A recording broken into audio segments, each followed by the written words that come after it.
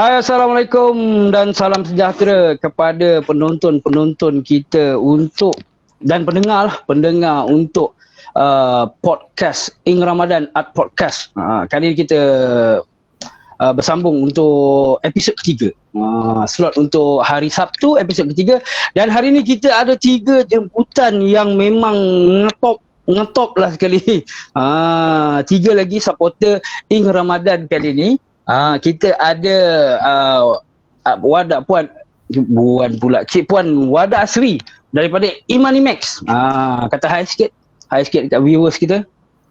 Hai. Okay. Assalamualaikum. Okey, kemudian kita ada saudara Paih daripada Paih Design.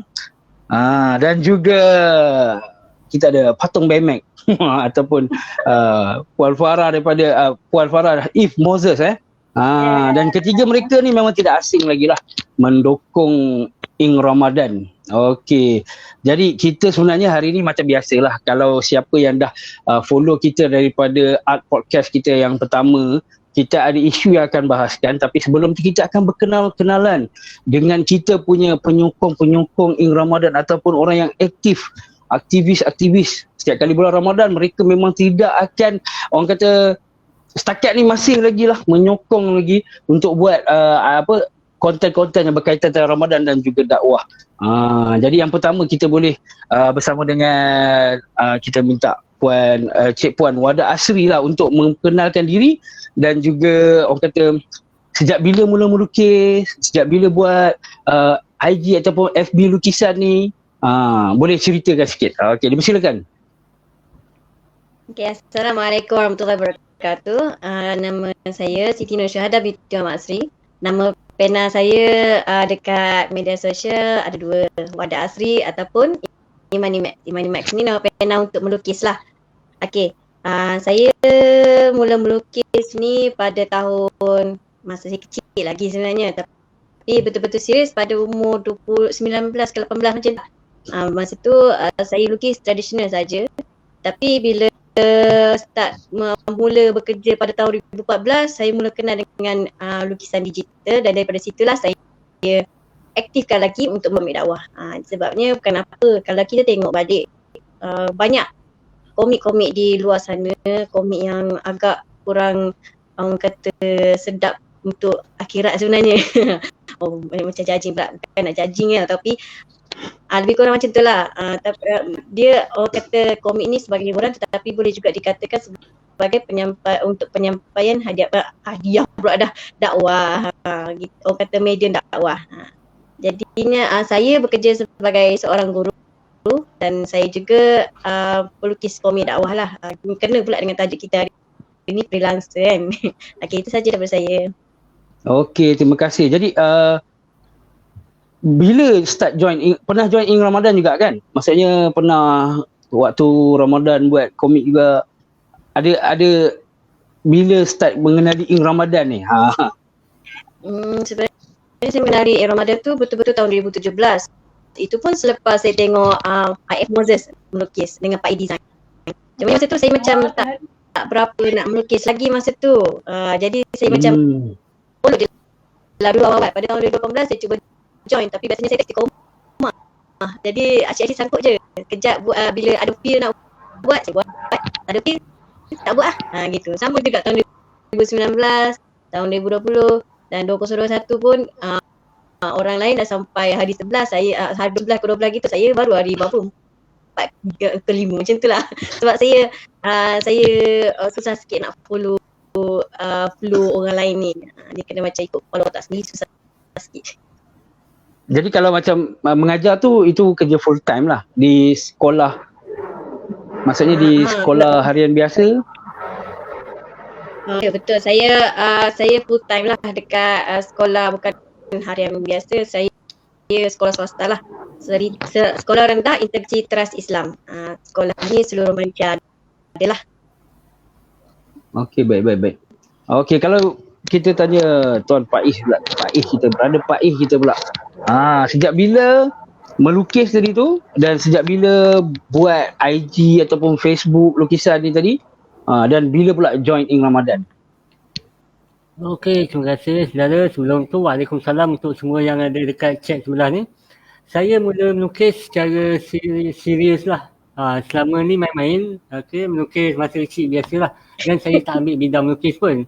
Jadi, saya start, sebab ini Ramadan lah boleh cakap macam tu, saya start melukis digital balik, rasa seronok pula tengok, melukis digital. Selama ni melukis kat kertas, saya pun melukis digital.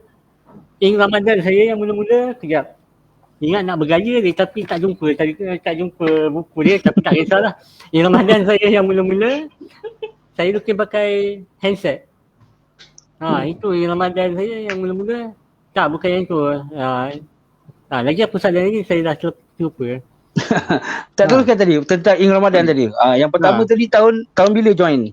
Sertai tu. 2000 something 2016. Tapi bukan yang awal-awal punya Ramadan lah. Dia dalam 2-3 tahun lepas tu, time tu saya mula berjinak-jinak. Start daripada situ saya rasa seronok pula melukis. Sebab asalnya saya tengok macam Ramadan tu macam ada tema apa semua. Saya start cuba sehari 2 tengok macam seronok. Cukup 30 hari. Lukis pakai telefon. Time tu saya pakai Samsung Note 5 macam tu lah. Terbongkok lah seseorang melukis itu. Okey, baik. Terima kasih. Okey, Puan Farah pula. Moses. Yang mana dulu sebenarnya buat Instagram melukis dulu ke ataupun join Ramadan dulu? Maksudnya sebenarnya lebih kurang seiring lah. Tapi kalau nak ikut betul-betul mana start dulu tu memang Instagram dulu start dulu. Sebabnya saya mula-mula betul-betul serius jadi artis lepas dah grad daripada UM. Masa saya kat UM dulu saya ambil pengajian Islam dan biotech. Dia course double major lah, tapi nak katanya bukan daripada aliran art lah. So macam bila dah grad tu baru macam seriously dapat hidayah tiba-tiba dari langit nak menjadi seorang pelukis masa kan. Alhamdulillah. Betul hidayah Lepas tu so 2016 tu lah memang betul-betul baru start buat Instagram, buat Facebook page, kira macam dah lewat jugalah saya ni. Lepas tu dari situ lah dapat followers. Tapi ni saya mengakulah, saya buat confession. Saya start Ramadan tahun 2017. Tapi Ramadan ni lah event pertama yang suddenly tiba-tiba saya punya Instagram naik mendadak. Saya pernah join 2 tahun berturut-turut 2017 dengan 2018. So dua-dua tu memang naik mendadak. So habis je Ramadan 2018 tu tahu-tahu akaun dah ada 10k followers. Terkejut tak? 10k. Masa yang 2017 tu 5k macam tu. Alhamdulillah. Ramadan ni dia punya exposure dia power lah. Dia international kan sebenarnya. Daripada Indonesia ada, Singapore ada, followers ke Thailand pun ada gitu. Baik. Okey, kita baca sikit lah. Ramai pula kopi kan. Semuanya memberi salam. Assalamualaikum semua. Waalaikumsalam. Kita ada Nur Khairiah. Ini jemputan kita yang minggu lepas daripada Singapura. Kemudian kita ada beliau pun follow kumpulan-kumpulan di KB ni. Tirah. Assalamualaikum. Kemudian kita ada Syazni Hanis. Wihu. Itu mungkin cara dia jawab salam dekat tempat dia. Kemudian kita Kak Iboza promo buku. Gigihnya guna telefon. Betul tadi? Apa khabar Sifu semua? Ni jemputan kita yang first dengan Muhammad Syarizat ni pun sama. Assalamualaikum master sekalian. Ingatkan terlambat. Betul-betul salam dari Singapura. Terima kasih. Okey. Macam saya dengar tadi kan daripada tiga-tiga macam kita cakap tadi lah. Kita cakap macam sebelum ni, ini adalah borak santai walaupun dia art podcast, walaupun kita ada fashion tanya interview apa semua, tapi memang kita sebenarnya nak anda semua santai-santai untuk berkongsi dengan pendukung-pendukung Ramadan. Jadi kita tadi dah dengar tiga-tiganya pun ada reason tersendiri kenapa bermula, bukan saja bermula Ramadan, bermula buat komik dakwah. Ini fokus ketiga-tiga jemputan kita tadi kan. Kita tadi dengar ada yang daripada Cik Puan Wada kita, dia kata tengok orang duk buat komik kan, komik yang tak mesra akhirat. Jadi kenapa dia yang boleh lukis, kenapa dia tak buat komik yang mesra akhirat pula? Jadi dia pun buat. Jadi itu yang mencetus dia untuk membuat tadi kan. Bermula tadi. Kemudian kita punya sahabat Pak Aihir kita pula dia cakap seronok lah pula mungkin macam tu je kan, sebabkan rasa seronok dan boleh terus buat 30 hari. Sebenarnya memang perlukan kekuatan untuk buat 30 hari Ing Ramadan ni kan. Mana-mana pun orang kata yang buat kempen ni, sebab dia satu hari satu lukisan kan, dia mengajar kita untuk istiqamah lagi-lagi kat bulan Ramadan ni kan. Dan kemudian Farah tadi pula dia ketik hidayah dari langit. Dia punya cerita lagi bagus kan, hidayah dari langit, habis dia daripada belajar terus dibuat. Jadi itu orang kata itu mungkin cerita bermula jalan dakwah tadi kan. Kemudian dan tiga-tiga ni tadi ada join, kalau yang tak tahu, mereka adalah daripada kumpulan Dai Creative Venture. Jadi kita nak tanya sedikit lah tentang Dai Creative Venture ni tadi, yang mana kita dah sebut daripada awal lagi pengenalan Art Podcast Ramadan pun kita ada sebut, sebab tak boleh nak lari lah kumpulan-kumpulan yang dakwah ni dengan Ing Ramadan tadi. Jadi kita tanya pada Cik Puan Wada lah, macam mana bermulanya Dai Creative Venture ni? Sebab korang ni adalah individu yang buat komik dakwah, dan macam mana boleh tiba-tiba, adakah memang sama-sama bangun tidur hidayah tu Dai Creative Venture macam tu kan, ataupun mungkin ada kisah yang sebenarnya. Kita boleh tanya Cik Puan Wada, boleh ceritakan bagaimana bermulanya Dai Creative Venture. Okay, Dai Creative Venture ni sebenarnya sebenarnya saya bukanlah orang yang mencetuskan Dai Creative Venture. Sebenarnya orang asal dia sebenarnya bukan orang asli, tapi orang yang buat asal-asal. Orang yang asal tu ialah ABBand sebenarnya. Dan masa tu kami nak tubuhkan Dai Creative Venture ni sebab kami nak kumpulkan pelukis komik-komik dakwah untuk menginspirasi kepada anak-anak muda untuk melukis komik dakwah.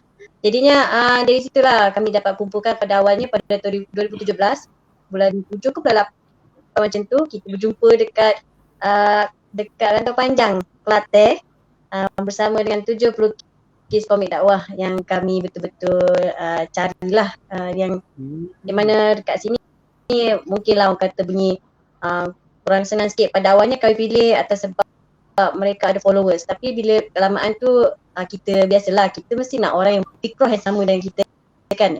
Bila kita jumpa orang fikrah yang sama ni, walaupun apa jadi pun kita pada matlamat yang sama, kita nak melukis komik dakwah dan menyebarkan komik secara lebih meluas. Kalau ikutkan moto Dai Creative Venture sendiri pun hiburan alternatif akhir zaman. Jadinya dari situ lah kami mulakan tim Dai Creative Venture, dan Kalikoas sekarang ni dah 20 something gitu. Dan kami pun selain daripada nak membuat komik dakwah banyak-banyak, kami juga ingin menjadi penerbit komik dakwah supaya semakin banyak komik dakwah yang dia ada di pasaran, semakin orang kata banyaklah orang kata buku-buku yang berfaedah untuk anak-anak muda baca, anak-anak remaja baca, adik-adik baca. Tetapi setakat ni buku-buku kami ni kebanyakannya buku-buku untuk remaja. Jadi macam dia okey lah asalkan tercapai apa yang kami nak sampaikan, iaitu untuk dakwah.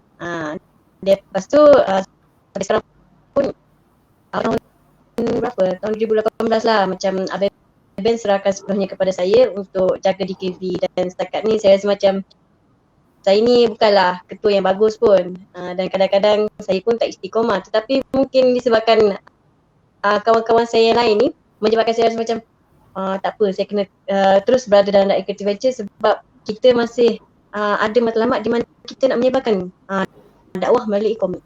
Itu je kot, ke ada apa-apa lagi nak tahu? Kak Wada macam jadi sesi luahan perasaan tak? Tiba-tiba sebab pula kan? Tak ada lah, mana ada. Bagus. Jadi maksudnya bermula dengan ABBand, kemudian sekarang ni Wada meneruskan Dai Creative Venture tu.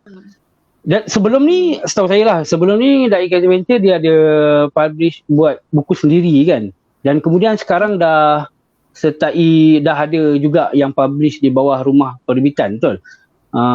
Boleh tak kalau saya minta Pak Ih untuk orang kata ceritakanlah, ada perbezaan ke masa bermula daripada orang kata buat terbit sendiri ni, indie lah kan, macam terbitan indie, kemudian di bawah penerbitan pula. Sebab korang satu-satu semua sekali kan Dai Creative Venture sama-sama lah buat join bawah Rumah Penerbitan kan. Boleh ceritakan sikit? Mungkin boleh sebutkan sekali Rumah Penerbitannya tu. Silakan Tuan Pak. Okey, panjang ceritanya, jadi saya pendekkan lah. Okey, asalnya ni kalau macam ni saya bermula daripada saya sendirilah. Daripada saya sendiri saya akan membawa kepada DKB. Lepas tu daripada DKB saya akan cerita yang rumah penerbitan yang lain tu lah. Okey, macam tu. Nak bagi nampak flow ni lah. Okey. Kalau daripada saya sendiri, saya asalnya In Ramadan ni lah. Yang In Ramadan ni asalnya dah cukup 30 hari saya terbitkan bawah mula-mula print sendiri lah. Lepas tu kejap. Okey. Yang ni yang In Ramadan yang mula-mula yang saya buat. Ni diterbitkan bawah dari Creative Venture. Okey, ni tahun bila tak ingat, tapi 1438 punya In Ramadan lah. Okey. Asalnya dia sebab ada sambutan lah, ada time tu dekat nak puasa, kita cuba untuk test market dan masa tu kita belum terbitkan buku yang besar-besar macam ni lah. Yang ni dah makan kos tinggi lah. Kalau macam ni, bagi saya lah, untuk yang pelukis-pelukis muda yang baru nak start, baru nak try, medium dia panggil medium Zain ni, dia panggil Zain ni sangat sesuai lah untuk kita tambah keyakinan diri, tengok kita punya berapa jauh kita boleh pergi. Tengok lukisan level Instagram je, tak ada yang kata hebat tapi bila kita terbitkan tak semestinya kan kadang-kadang orang fikir okey nak terbit bawah komik ni penerbitan yang besar-besar lah, tapi kalau tanya saya tak salah pun mula daripada bawah, perinsi ke ataupun kalau macam yang konsep yang kami buat dari Creative Venture ni, yang mana yang buat In Ramadan ke komik-komik pendek, kita print dalam naskah yang tak berapa banyak lah, bukan sampai 1000 ke apa, tapi cukup lah untuk rasa kepuasan diri satu. Okey, dan pada masa yang sama kita boleh entertain kita punya orang yang nak baca semua, sebab kadang-kadang orang suka hard copy berbanding soft copy yang baca dekat Instagram tu lah. Kira dari situ pun juga makin ramai kenal, orang tahu ni komik daripada In Ramadan. Jadi macam orang akan join juga, orang akan lepas tu ni saya nak tunjuk tapi kejap. Saya rasa separuh daripada masa saya akan guna untuk cari buku sebab tak jumpa. Kejap. Atas kot, macam apa Atas. Okey, ni contoh. Okey. Lepas tu yang ketiga, jadi tadi saya cakap yang perinsi, lepas tu bawah penerbitan indie DKB ni lah. Okey, yang ketiga, yang ini masih sama. Okey, kejap. Okey, nama dia Bikin Bapa. Bapa tu bawa perasaan lah.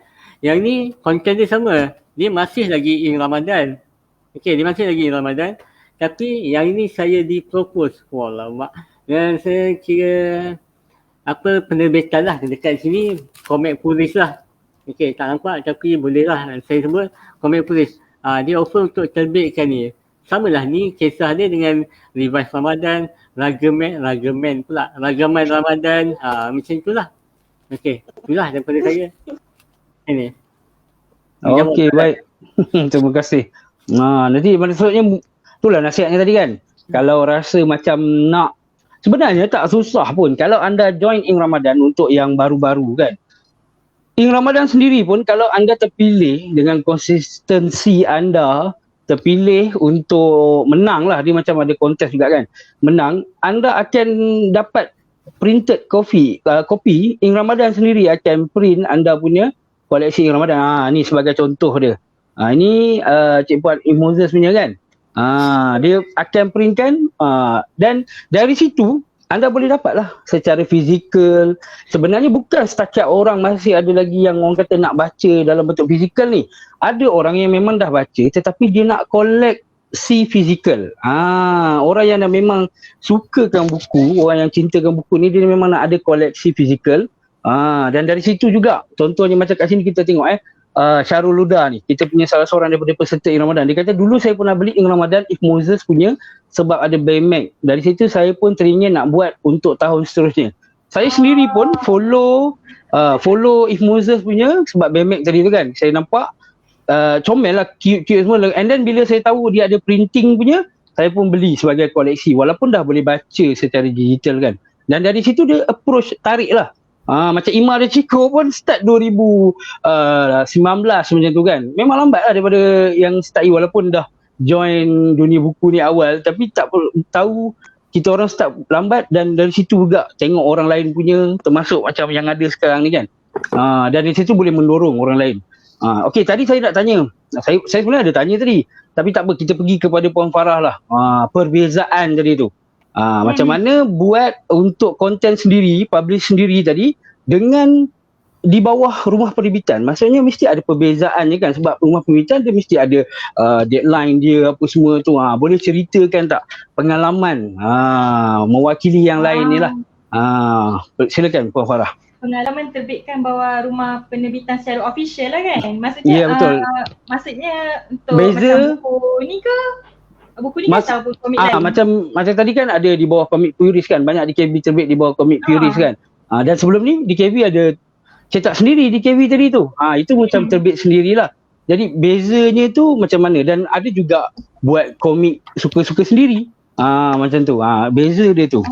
Okey, faham. Kalau selama dalam hidup saya lah, selama dalam hidup saya ada beberapa kategori komik yang pernah saya buat lah. Bukan saya je, Kak Wada pun, Abang Faiz pun.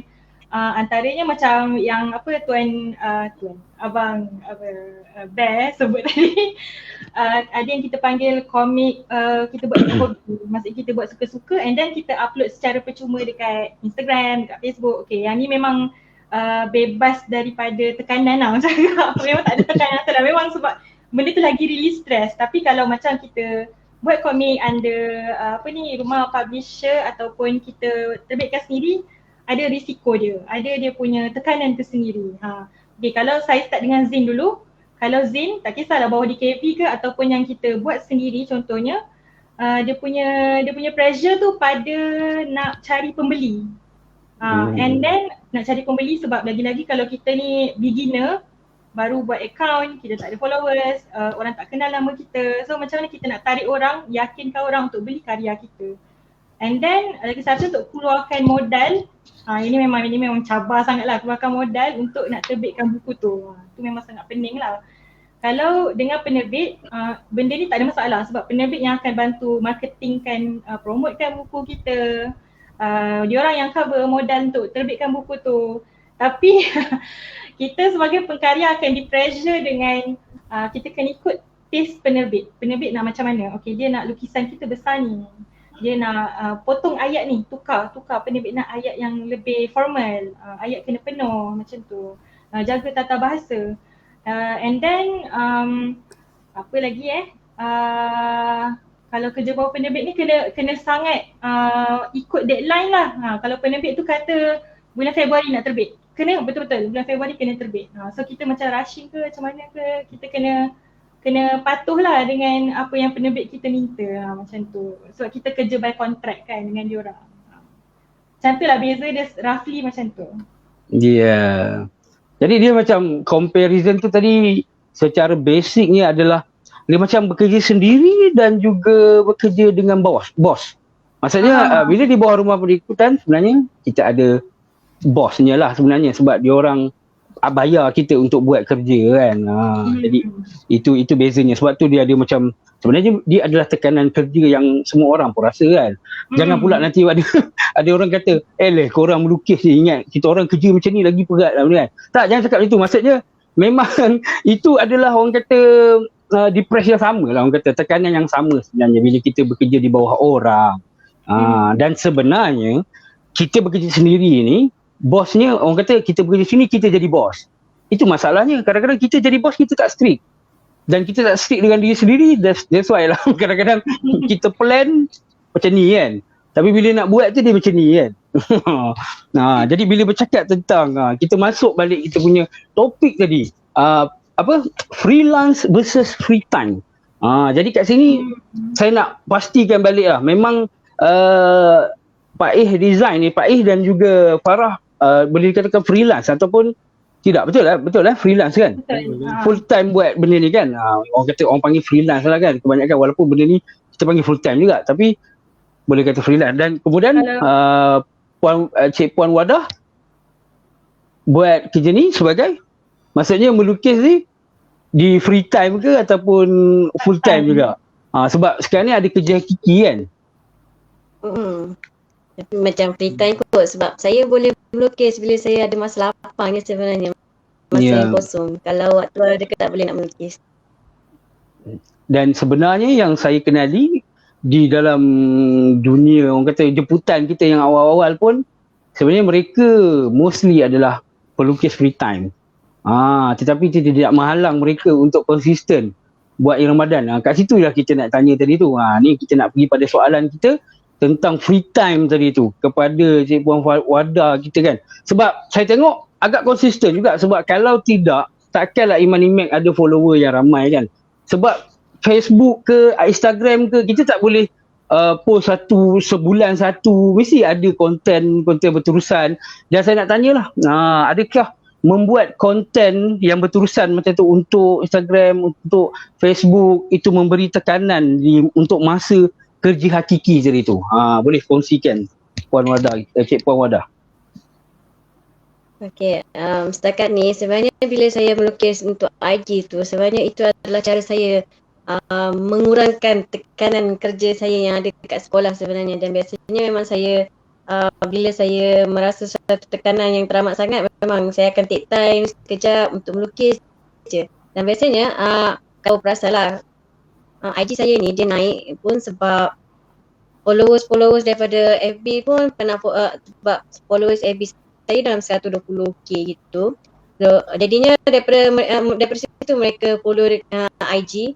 Dan saya suka buat isu-isu yang berkaitan dengan yang terdekat dengan orang lah, macam isu perasaan ataupun isu masa. Macam sekarang kan bulan Ramadan yang ini pun, sebab semalam saya cubalah konsisten untuk melukis walaupun saya kesutukan masa macam mana pun. Walaupun orang kata kadang-kadang saya tak ada masa lapang pun, saya akan cuba untuk luangkan masa, sebab saya rasa macam Allah bakat dekat saya ni supaya saya boleh menyebarkan dakwah.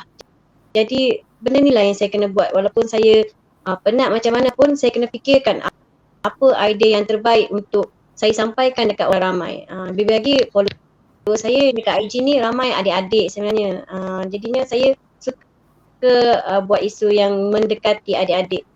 Memang kalau ikutkan kalau saya nak fikirkan bab saya kerja saja, memang saya tak sempat nak buat pun. Tapi dia macam mana, itu hanyalah alasan. Kalau kita buat alasan, memang kita tak boleh buat apa-apa pun. Tetapi sekiranya kita mencari cara tu, kita akan dapat buat apa yang kita nak buat. Begitulah lebih kurang. Tak tahulah tu menjawab ke tak.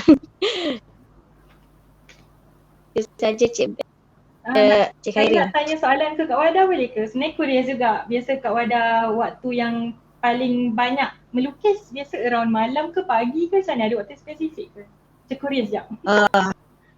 Okay, sebenarnya saya ni antara orang yang susah tidur malam sebenarnya. Jadinya memang saya akan melukis waktu malam.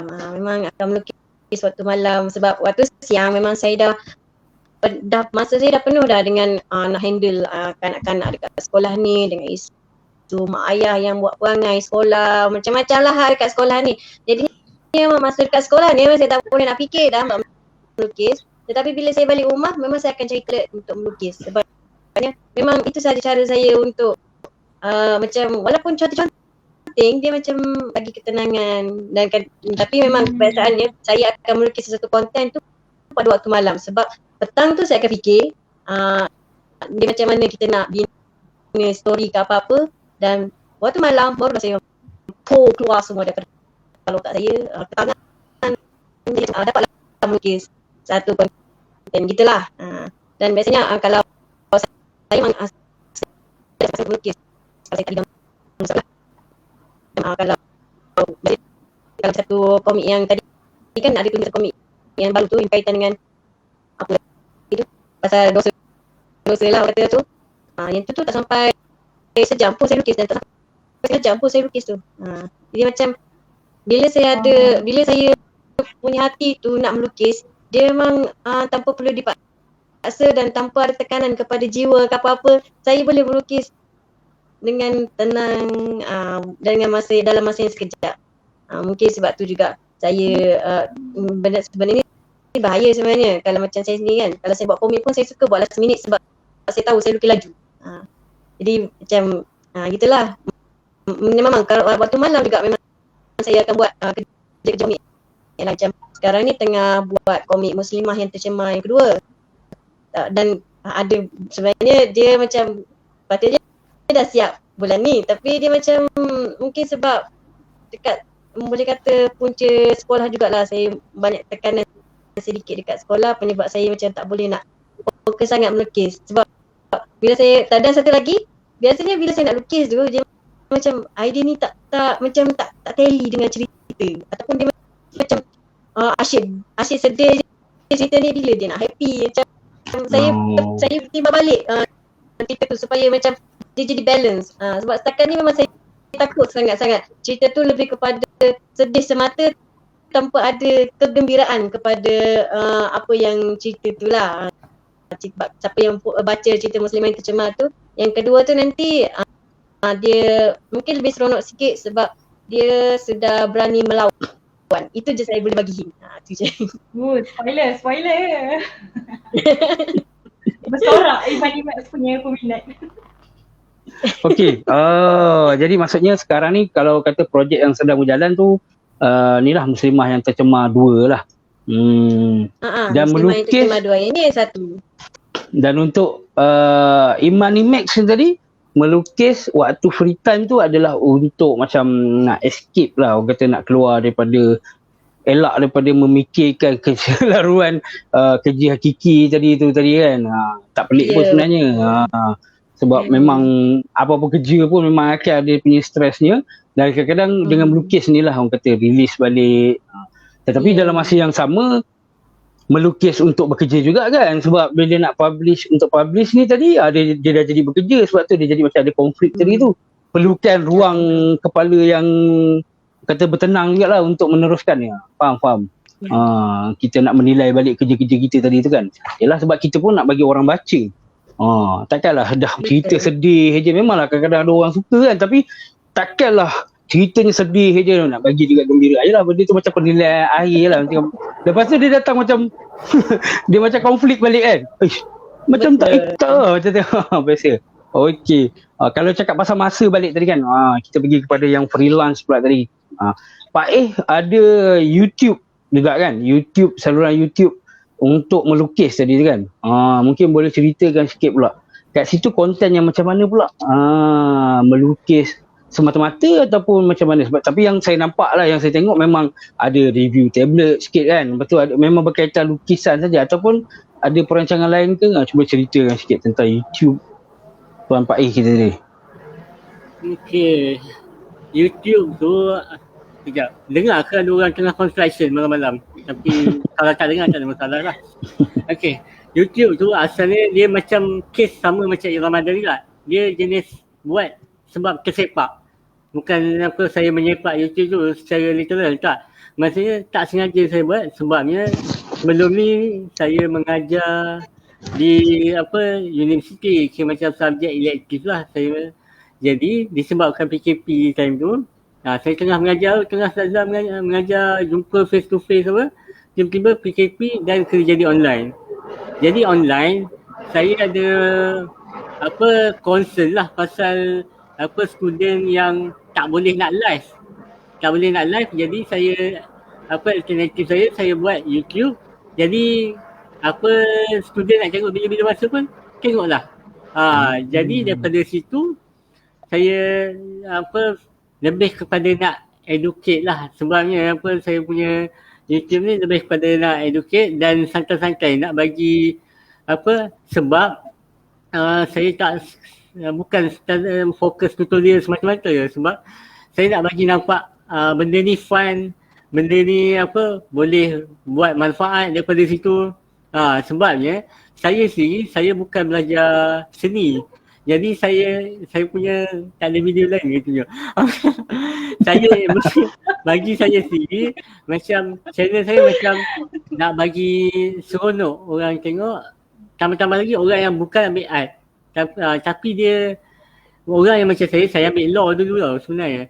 Jadi ada satu sudut dalam hati saya tanya kawan-kawan saya sendiri pun yang memang pandai melukis, tapi dia abaikan benda tu, dia tinggal benda tu sebab apa, ada kerjaya kan, ada kerjaya yang bukan bidang melukis dan tak ambil bab melukis pun. Tapi apa yang saya nak terapkan dalam saya punya YouTube video, tutorial, benda yang macam untuk have fun, dan pada masa yang sama saya masukkan juga tutorial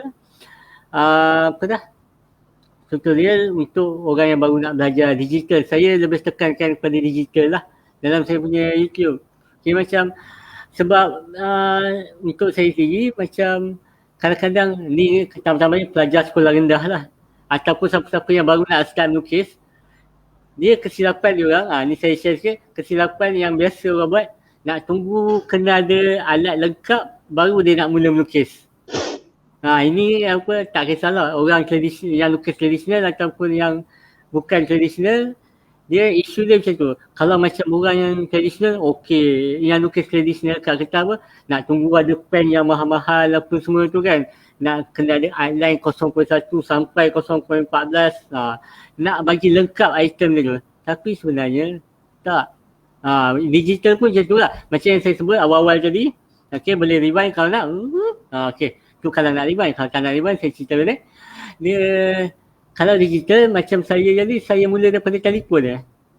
Okay, macam benda tu apa, macam saya cakap tadi, saya nak bagi mudah untuk orang akses dan macam contohlah ni macam orang yang minat melukis masa kecil tapi dia besar dia kerja benda lain, bawa backhoe ke apa, tapi bila tengok video-video saya, apa yang saya share, saya punya matlamat macam kurang-kurangnya boleh lukis daripada telefon ke apa benda-benda macam tu, dan secara tak langsung apa, cara saya nak tekankan bahawa apa, kalau kita ada bakat tu, tak kisahlah bakat apa benda pun, apa bersajak, menyanyi, berzanji, bersyair ke apa, melukis ke apa, nampak apa, dengan cara melukis, okey, bagi manfaat kat orang dengan cara melukis. Kalau boleh buat video, bagi manfaat kat orang dengan cara buat video. Ni tiba-tiba close up muka seorang je ni macam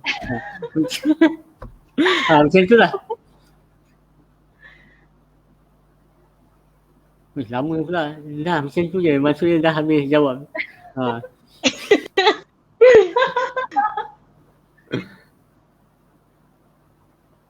Panasnya soalan tu. Aduh. Sambil-sambil tu. Soalan tu kat wadah tu, Cik. Sambil-sambil tu saya nak jawab ni Betul lah nak. Sementara tu saya nak jawab Muhammad Syahrizal dengan Boneteh Musa ni.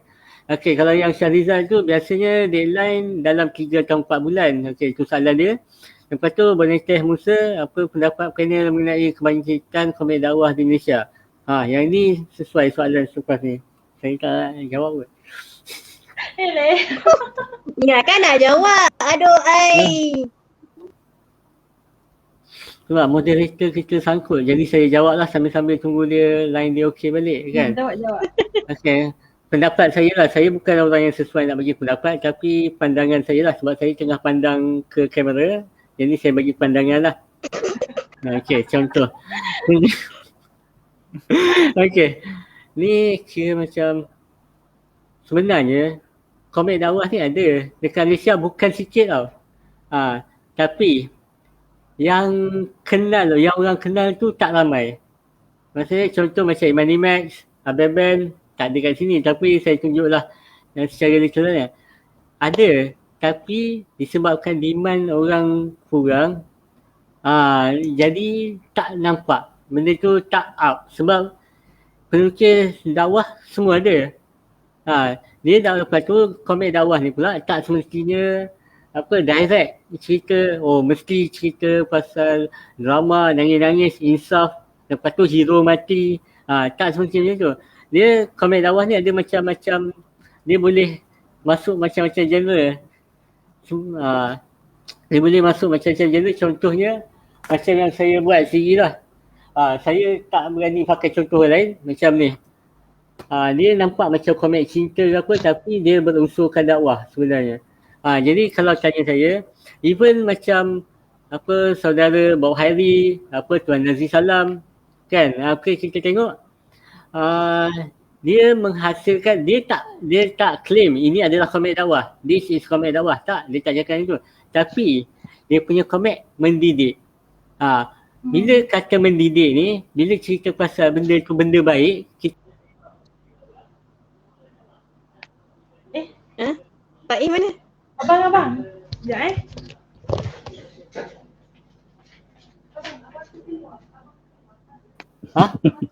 Oh ya? Nasib baiklah bini ada di situ adik. Dah masuk balik ke? Sambung balik. Ya. Main Bawa Hairi tadi. Okey, jadi saya setuju Ramai lah. dia nanya tu. Ramai nanya tu. Jadi saya setuju lah. Matilah nak. Hari ni Apa dah yang berapa belah hari ni? Ni tadi sambung tadi kata yang Sebab tak claim komik dakwah tadi tu. Sebab saya terputus tadi, jadi saya setuju je dengan apa-apa yang orang cakap tadi. Masalah Mana orang kata kamu? masalahnya Pak Is yang tengah cakap. Habis kata tadi walaupun tak claim dia orang lukis komik dakwah, apa tadi? Oh no, sayang Komik dia tadi. mendidik. Komik dia mendidik. Tadi time putus tadi time punchline ke? Ya Allah. Tak apa, orang tak dengar, boleh ulang balik. Saya dah rasa habis bergaya lah. Saya cakap tadi saya pusing belakang tau untuk nampak bergaya. Tapi sebab terputus, saya ulang balik lah. Okey, berbalik jadi setakat Tuan Bawa Hairi dengan Nazri Salam Okey. Macam saya cakap ni walaupun tak ada orang dengar. Okey. Yang tadi tanya pasal komik dakwah, kejap. Saya punya ni tak keluar soalan lah tepi ni sebenarnya. Tapi tak kisahlah. Tak apa, teruskan je. Okey. Komik dakwah, yang orang cakap komik dakwah ni tak semestinya cerita 200 muka surat, cerita pasal semayang saja, cerita pasal puasa saja. Saya tak kata tu bukan komik dakwah, itu ya juga. Tapi komik dakwah bagi saya lah, apa-apa yang berunsurkan, contohnya Tuan Nazri Salam ataupun Tuan Bawa Hairi ada buat komik komik pasal pendidikan, pasal sekolah untuk mengajar orang sesuatu benda yang baik. Okey, jadi bagi saya benda yang baik yang kita share kat orang ni melalui tulisan ke video ke apa, tak kisahlah. Bila benda baik ni kita share kat orang, itulah dakwah sebenarnya. Macam tu. Jadi tak semestinya cerita komik ni jadi orang mindset orang yang nak baca macam komik dakwah pasal mesti pasal semayang. Dia tak terhad pada tu. Kalau macam boleh buat pasal komik aksi boleh, komik cinta boleh tapi ada unsur yang baik dalam tu. Tak kisahlah kalau dia tak ada perkataan dakwah dalam komik tu, tapi dia menyampaikan dakwah. Dia zahir tak terlihat lah orang kata. Okey, itulah daripada saya yang terpotong ni. Dia jadi kurang bergaya sebab dia punchline ulang 2 kali. Okey, terima kasih. Tak apa, kita memang akan ada sesi dengan membaca soalan tadi. Tapi tak apa, kita akan pergi balik kepada panel kita yang last lah. Soalan kita berkenaan tentang topik kita tadi tu. Saya nak tanya Puan Farah lah, sebabkan kenapa tajuk tadi freelance free time tu, kadang-kadang orang ingat bila freelance ni banyak free time sebenarnya. Kata kan, sebabkan dia memang kerja melukis je kan. Oh best je, boleh melukis hari-hari. Tapi bila hakikatnya bila kita ada melukis yang kita panggil kerja kan, kadang-kadang kita kena melukis sesuatu yang mengikut tadi tu. Sebab kita dah buat buku ni satu, kita kena buat buku 2. Jadi dia dah jadi kerja sebenarnya. Mungkin buku 1 tadi kita buat, okey seronok kita buat. Tapi lepas tu bila dapat sambutan, selalunya perbitan akan kata, okey kita nak yang nombor 2 pula. Jadi dia dah jadi macam, bukan sebab kita nak buat, kita jadi tu kerja lah kan sebenarnya kan. Walaupun freelance, dia ada kerja. Dan betul ke memang tak cukup masa untuk melukis apa yang kita suka? Itu yang kita nak tanya tu lah kepada Puan Farah kita. Macam Puan Farah, Puan Farah sekarang ni orang kata komik Gaza tu kan. Saya pun ada kumpul kat komik Gaza tu. Itu adalah buku yang orang kata konsisten terbit kan. Jadi dalam masa yang sama ada kat masa untuk lukis komik yang Puan Farah suka, ataupun sebenarnya inilah komik yang saya suka. Cuba ceritakan sedikit. Bagus soalan tu, memang bagus sangat-sangat. Sebabnya ni saya cerita dulu lah.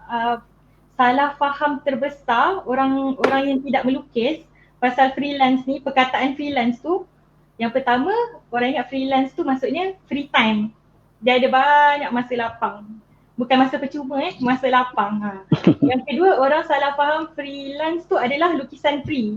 Maksudnya dia banyak-banyak lukisan. Serius memang pernah dua golongan ni. Berapi rasa. Tahan je tak marah kan. Okay, jawapannya dua-dua ni salah faham je. Salah lah, memang salah konsep ni. Yang freelance ni dinamakan freelance sebab dia bekerja sendiri. Dia bekerja tanpa tertakluk kepada kontrak, tanpa tertakluk kepada majikan ataupun sistem tertentu dalam mana-mana company. Dia decide keputusan dia sendiri, dia decide buku apa yang dia nak keluarkan dan decide perjalanan artis dia untuk dapatkan income bulanan tu sendiri. Itulah hidup freelance sebenarnya kan. So freelance ni pun ada banyak. Dia ada freelance illustrator, dia ada freelance photographer, freelance videographer yang pergi dekat majlis kahwin orang buat video semua tu. Okay, macam kita orang ni lebih kepada freelance comic artist. Kita orang buat komik semua kan. Komik untuk media sosial, komik untuk kita nak terbit kan. Okay, so adakah freelance tu equal to free time? No. Memang tak langsung lah kan. Okay, sebabnya freelance tu sendiri adalah sejenis kerjaya. So macam bila kita dah sebut kerjaya, mesti kita nak kena dapatkan hasil, betul tak? Kita nak kena dapatkan dia punya end product dia. Dia punya outcome daripada kerja tu, iaitu duit. Macam tu lah. So macam manusia soleh macam mana, solehah macam mana kat dunia ni pun, korang still perlukan duit untuk survive. Korang perlu stillkan duit untuk makan and bayar bil apa semua.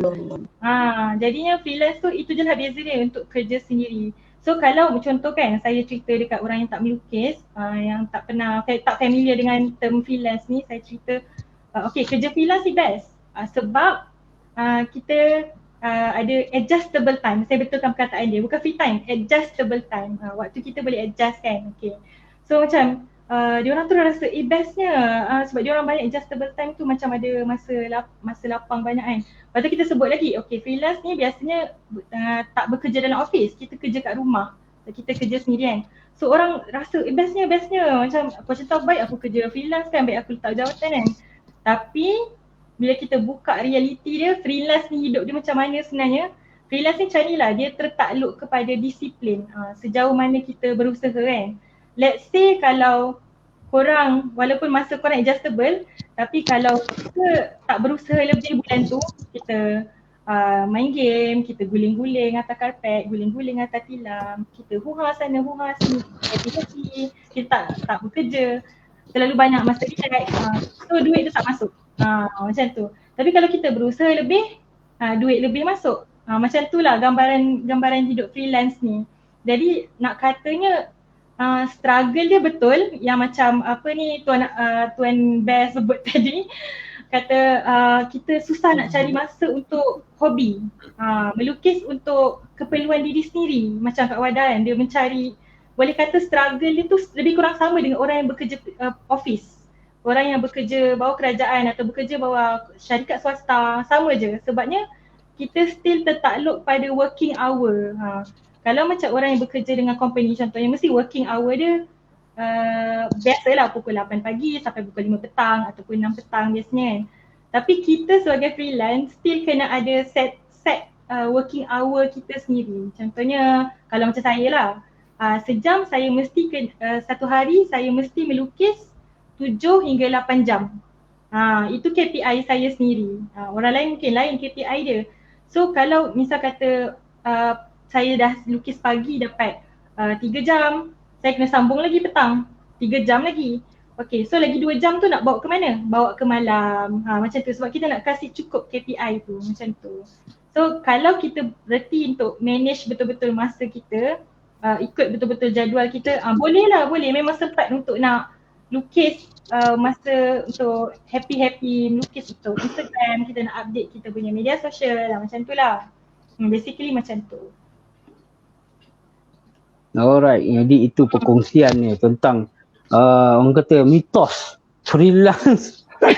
Freelance adalah free time jadi tu. Ya, memang kalau anda macam cakap tadi lah, bila kita bekerja sendiri, kita adalah kita yang we are our own boss kan. Kita adalah kita punya boss. Jadi yang macam Faiz Ismail cakap ni, yang penting dalam freelance adalah disiplin diri. Yang letakkan disiplin, yang letakkan KPI adalah diri kita sendiri.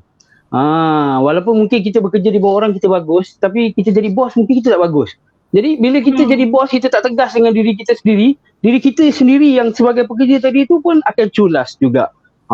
Jadi kat situlah bila kita bocor kita punya kerja freelance tadi tu, bocorlah kita punya semua pendapatan dan juga bocorlah juga masa free kita yang sebenar-benarnya. Kan? Sebab kadang-kadang tu terbuang masa atas benda yang bukan yang kita rancang. Contohnya macam minggu ni nak balik kampung, memang tak boleh nak melukis. Tapi dalam minggu tu juga nak menuju ke balik kampung, boleh pula kita main game yang mana kita tak plan pun. Dah balik kampung nanti dah terpotong waktu deadline. Macam tadi ada yang tanya berapa lama waktu deadline tu kan. Saya tak pasti kalau kalau macam di buku Puris sendiri berapa lama selalunya untuk satu buku, sebuah buku punya deadline? 3 bulan? 3 tahun? 4 bulan lah. 3 ke 4 bulan. Jadi boleh menjawab 3. Tahun tu buat kamus. Kamu Sadik dia melukis kan. Okey, jadi 3 ke 4 bulan. Itu untuk buku yang tebal macam normal ya tadi lah, 100 page kan. 100 page komik, betul tak? 3 ke 4 bulan tu untuk yang 100 page mungkin. 100 ke 120. Jadi itu untuk ni. Jadi kita tengok tadi kat sini ada banyak soalan. Jadi kita boleh pergi ke sesi soal jawab lah. Sebab kita pun tak nak panjang masa sangat. Ya, ada soalan? Saya ada nak tambah sikit lah pasal yang cakap ni. Yang pasal deadline ke apa tu. Satu lagi mitos yang pasal freelance. Yang pasal kata free masa tu. Sebenarnya kalau contohnya satu komik, saya ambil contoh ni. Ya, okey. Contohnya 100 lebih muka surat macam ni dalam masa 3 ataupun 4 bulan. Tapi yang orang tak tahu, dalam masa 3 hingga 4 bulan tu memang tak boleh buat benda lain. Yang tu orang tahu. Memang fokus dulu buat benda ni dan time tu lah kena fikir. Time tu nak bayar sewa pakai apa, nak makan pakai apa. Yang tu yang bahagian freelance yang orang tak nampak lah sebenarnya. Itu tambahan sikit je lah. Okay, betul. Faham dalam masa macam mana nak cover. Dalam masa nak buat komik, satu buku komik tadi tu, dalam bulan yang sama kita perlu fokus buat tu, tapi dalam masa yang sama perlu cari duit yang untuk dapat bulan-bulan tu pun kita kena, sebab kita bukan ada gaji bulan-bulan kan. Jadi kat situ kena cari pula duit. Jadi sebenarnya ada pack lah kerja yang perlu dibuat. Kerja yang perlu dibuat untuk survival dan juga kerja yang perlu dibuat untuk buat buku tadi. Buku tu pun survival juga, cuma lambat sikit kan dia punya. Orang kata jadi kat situlah ada banyak sebenarnya yang orang tak tahu sebenarnya. Bila freelance ni lagi orang kata kadang-kadang kerja tu jadi double kan. Walaupun dia satu kerja je tapi dia punya masa kerja tu jadi double, dan kadang-kadang benda tu bawa ke malam, bawa ke awal pagi. Nak bila nak kerja deadline nak kerja deadline tu kan. Kadang-kadang macam aku rasa macam bila nak kerja deadline ni 24 jam tu macam lebih pula masa Tuhan bagi kan. Tiba rasa macam macam 30 jam lah. Tapi kalau bila berleha-leha orang kata 24 jam tak cukup, dah malam ke? Bila tak buat kerja tu macam dah malam ke? Macam itulah. Okey, jadi kita nak pergi pada soalan. Kita nak minta kita punya Chip untuk kemukakan daripada awal lah soalan yang ada daripada kita punya viewers ni. Kan diorang pun dah tanya dari tadi, diorang tunggu kan. Bila nak jawab soalan aku ni? Kan. Kata dakwah apa benda? Semua orang tidur lambat lah malam ni. Tapi selalunya memang kita terlalu terlajak lah sampai pukul 12 tu memang biasa lah. Boleh tak Chip ada ke bersama dengan kita? Minta untuk sebab dekat tepi ni saya tak boleh nak slide ke bawah lagi. Dia macam terhenti. Jadi nak minta Chip untuk keluarkan soalan yang daripada bawah-bawah. Kalau ada yang memang berbentuk soalan tu, boleh ni tonjolkan. Ada soalan sini saya nampak Chip share sini. Nak saya bacakan ke? Ada. Dekat private chat. Dekat private chat. Kenapa dekat private chat? Tak boleh munculkan ke Chip? Ni soalan yang rahsia. Tu ada muncul. Okey, kita pergi soalan pertama. Hilang dah. Okey Chip. So ni dah. Oh dia nak ke bawah lagi kot. Yang paling soalan ini ke Cip? Soalan pertama? Kan baca kan hilang balik lah kan. Okey, betul tak hilang Macam mana hilang Okey, daripada Azwan Shah Tahir, macam mana korang dapatkan idea untuk sebuah komik? Minta para panel share pengalaman. Okey, kita pergi kepada Cik Puan Wardah kita, kepada Iman Imax kita pula. Macam mana dia dapatkan idea? Sebab tadi nak tengok, tadi bila dia share, tadi dia cakap tengah-tengah tu dia rasakan macam idea tu macam dia pun menilai balik idea dia. Jadi kalau macam daripada awal-awal tu macam mana dapatkan idea untuk sebuah komik? Silakan.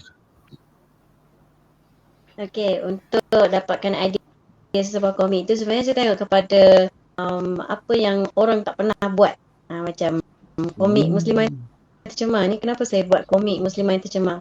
Sebab setahu saya lah, berkenaan dengan isu pedofilia ni tak banyak orang nak buat sebenarnya. Orang takut kena kecam, orang takut kena backlash balik kepada diri sendiri lah. Tapi saya cabar diri saya, macam minta maaf lah saya bagi contoh komik Muslimah Tercemar, sebab komik ni bagi saya dia sebenarnya daripada follower saya sebenarnya. Dia menceritakan tentang macam mana pengalaman dia.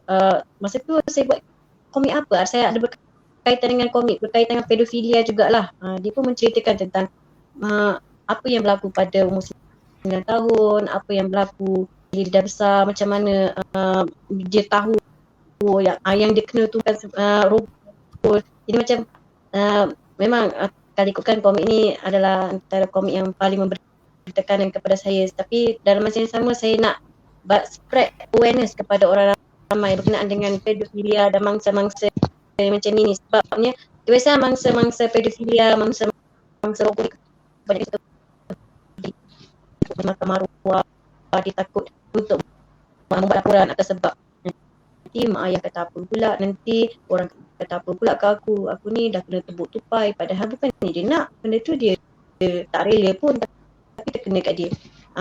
Jadinya antara yang saya suka komik yang saya suka buat ialah berkenaan dengan bukan gitu. Sorry terkelantar pula.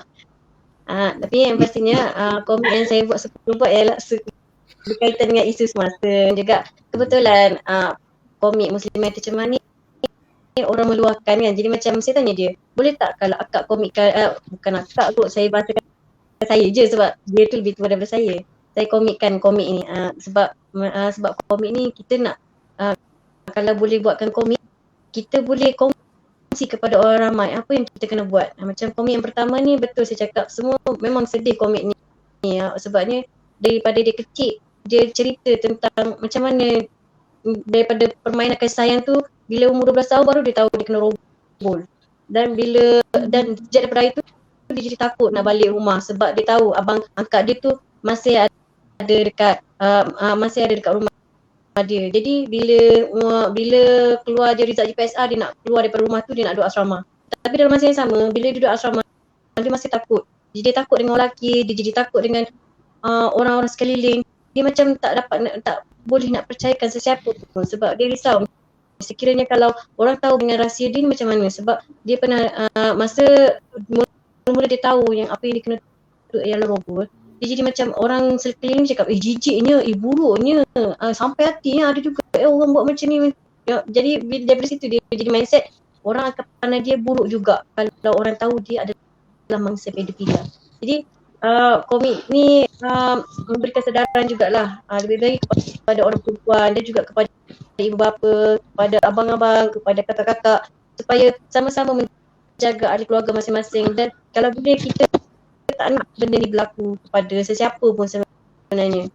Sebab itulah saya memang sangat takut bila ramai juga sebenarnya selepas terbitnya komik ni, ramai yang meluahkan tentang apa yang mereka alami dan sangat menakutkan. Ramai sebenarnya.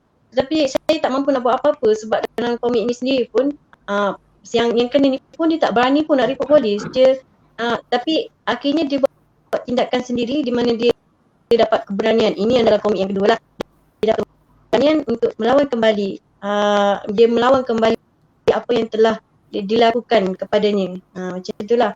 Jadinya seperti dengan komik-komik lain, sebenarnya saya suka terbitkan isu-isu semasa macam kalau berkenaan dengan cosplay, saya suka saya juga cosplay, tapi orang kata ada limitasi dia juga. Sama juga dengan TikTok, kita boleh nak guna TikTok tu tapi ada limitasi juga. Jadi banyak benda yang, dan daripada sini juga, daripada TikTok, FB, Instagram, daripada situ dapat cetuskan idea yang sangat banyak. Dan kalau sebab bukannya apa, dalam kepala saya mindset setiap kali saya tengok tu, saya bukan nak judge, tapi saya akan cuba untuk timbulkan sesuatu tu untuk yang diterbitkan kepada sebuah karya media untuk kebanyakan orang baca. Dan benda ni juga saya sebenarnya tenaga pengajar Kolej Jentera, program di bawah Kerajaan Negeri Kelantan, sebagai seorang tenaga pengajar bagi melukis karikatur. Jadi benda ni saya kena aksikan setiap masa. Jadi kalau saya nak mengajar, saya kena aplikasikan apa yang saya mengajar, dan saya kena sentiasa mencontoh yang baik kepada orang lain kalau saya nak buat apa-apa. Begitulah lebih kurang. Saya pun nak cerita, sebenarnya saya rasa macam lari banyak daripada Encik Khairi punya soalan sebenarnya. Tapi itulah sekadar tu perkongsian saya ni. Sebab lepas ni ramai sebab order. jujur saya cakap saya Lepas ni ramai orang order muslimah yang tercemar. tapi muslimah yang tercemar tinggal sikit lah. Alamak, ya ke? Meh order dengan kita orang ada stok lagi, Cik. Sebab dengan Iqbal dah sikit lah katanya. Ni hot stuff Ala-ala punya tu. buku. Tapi itulah, kita ala-ala kita tengoklah soalan orang lain juga kan. Kita sebab buat biasa tadi ada saya Encik ni siapa nak share? Siapa nak jawab ni? Farah ke, Pak A ke? tak, Encik Cik ada nak ni tak masukkan soalan? Dia dah masukkan tu. Okey, Tu kita tengok tu. soalan Dah yang burnout kat sebab bawah. masa melukis. okey. Fatia. Ni Nur Fatia kan? Nur Fatia IG dia. Sekejap, seorang cakap. I know her. Okey, ini kita punya panel yang sebelum ni. Okey, kita minta Farah lah pula untuk jawab. Boleh. Okay, soalan dia, pernah burn out tak masa melukis? Macam contohnya tiba-tiba tak ada mood atau tak ada idea nak melukis, pernah tak? Kalau pernah, biasanya macam mana nak deal dengan burn out tu? Soalan ni kan kira macam history of my life Benda ni memang boleh kata kerapnya berlaku tu. Kadang-kadang macam burn out tu sampai frekuensi dia seminggu sekali, seminggu 2 kali. Kalau tak percaya boleh tanya Abang Pak lah. Dia memang, Abang Pak ni adalah saksi terbesar. Moses selalu burn out. Okay, biasanya macam mana burn out tu boleh datang kan? Okay, burn out tu sebab kita work on satu projek. Projek tu boleh jadi projek berat ataupun projek ringan, tak kisah. Tapi kita work on that project for a long period of time. Maksudnya kita tak berhenti. Kita fokus pagi ke malam, lepas tu esok pagi ngadap lagi sampai ke malam esok. So dia buat kita sampai satu tahap rasa melukis sampai nak muntah. Macam tu lah kalau saya alami benda tu. Level burn out saya tu sampai rasa mual lah, macam tu lah. Ni macam bunyi dia mungkin agak kejam kan, tapi biasanya projek yang buat saya burn out dah ni. Komik Gaza. Sebab Komik Gaza ni kenapa dia series yang terpanjang kita pernah buat setakat ni. And dianggarkan Komik Gaza sekarang nombor 6 dah terbit, kita tengah buat nombor 7 kan. So dianggarkan kita akan fokus sampai 10 siri. 10 siri. So dah nak tamat dah lah Komik Gaza ni. 10 siri untuk tamat season 1, season pertama. So nanti akan ada season 2 lah, tapi setakat ni tengah fokus nak buat season 1 dulu kan. So dia macam long term project lah untuk kita punya survival hidup cewa.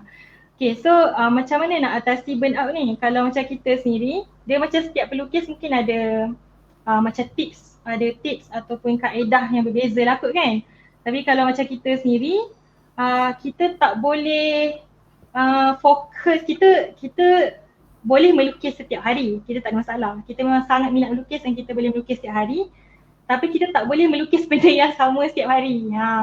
Contohnya kalau macam hari ni kita dah buat Komik Gaza, 5 hari straight kita dah buat Komik Gaza.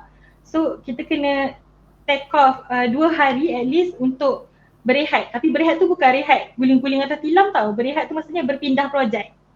Contohnya macam kita sebab kita freelancer kan. Kalau freelancer ni selain daripada Komik Gaza yang main project kita tengah buat ni, ada juga projek tempahan lukisan daripada company-company.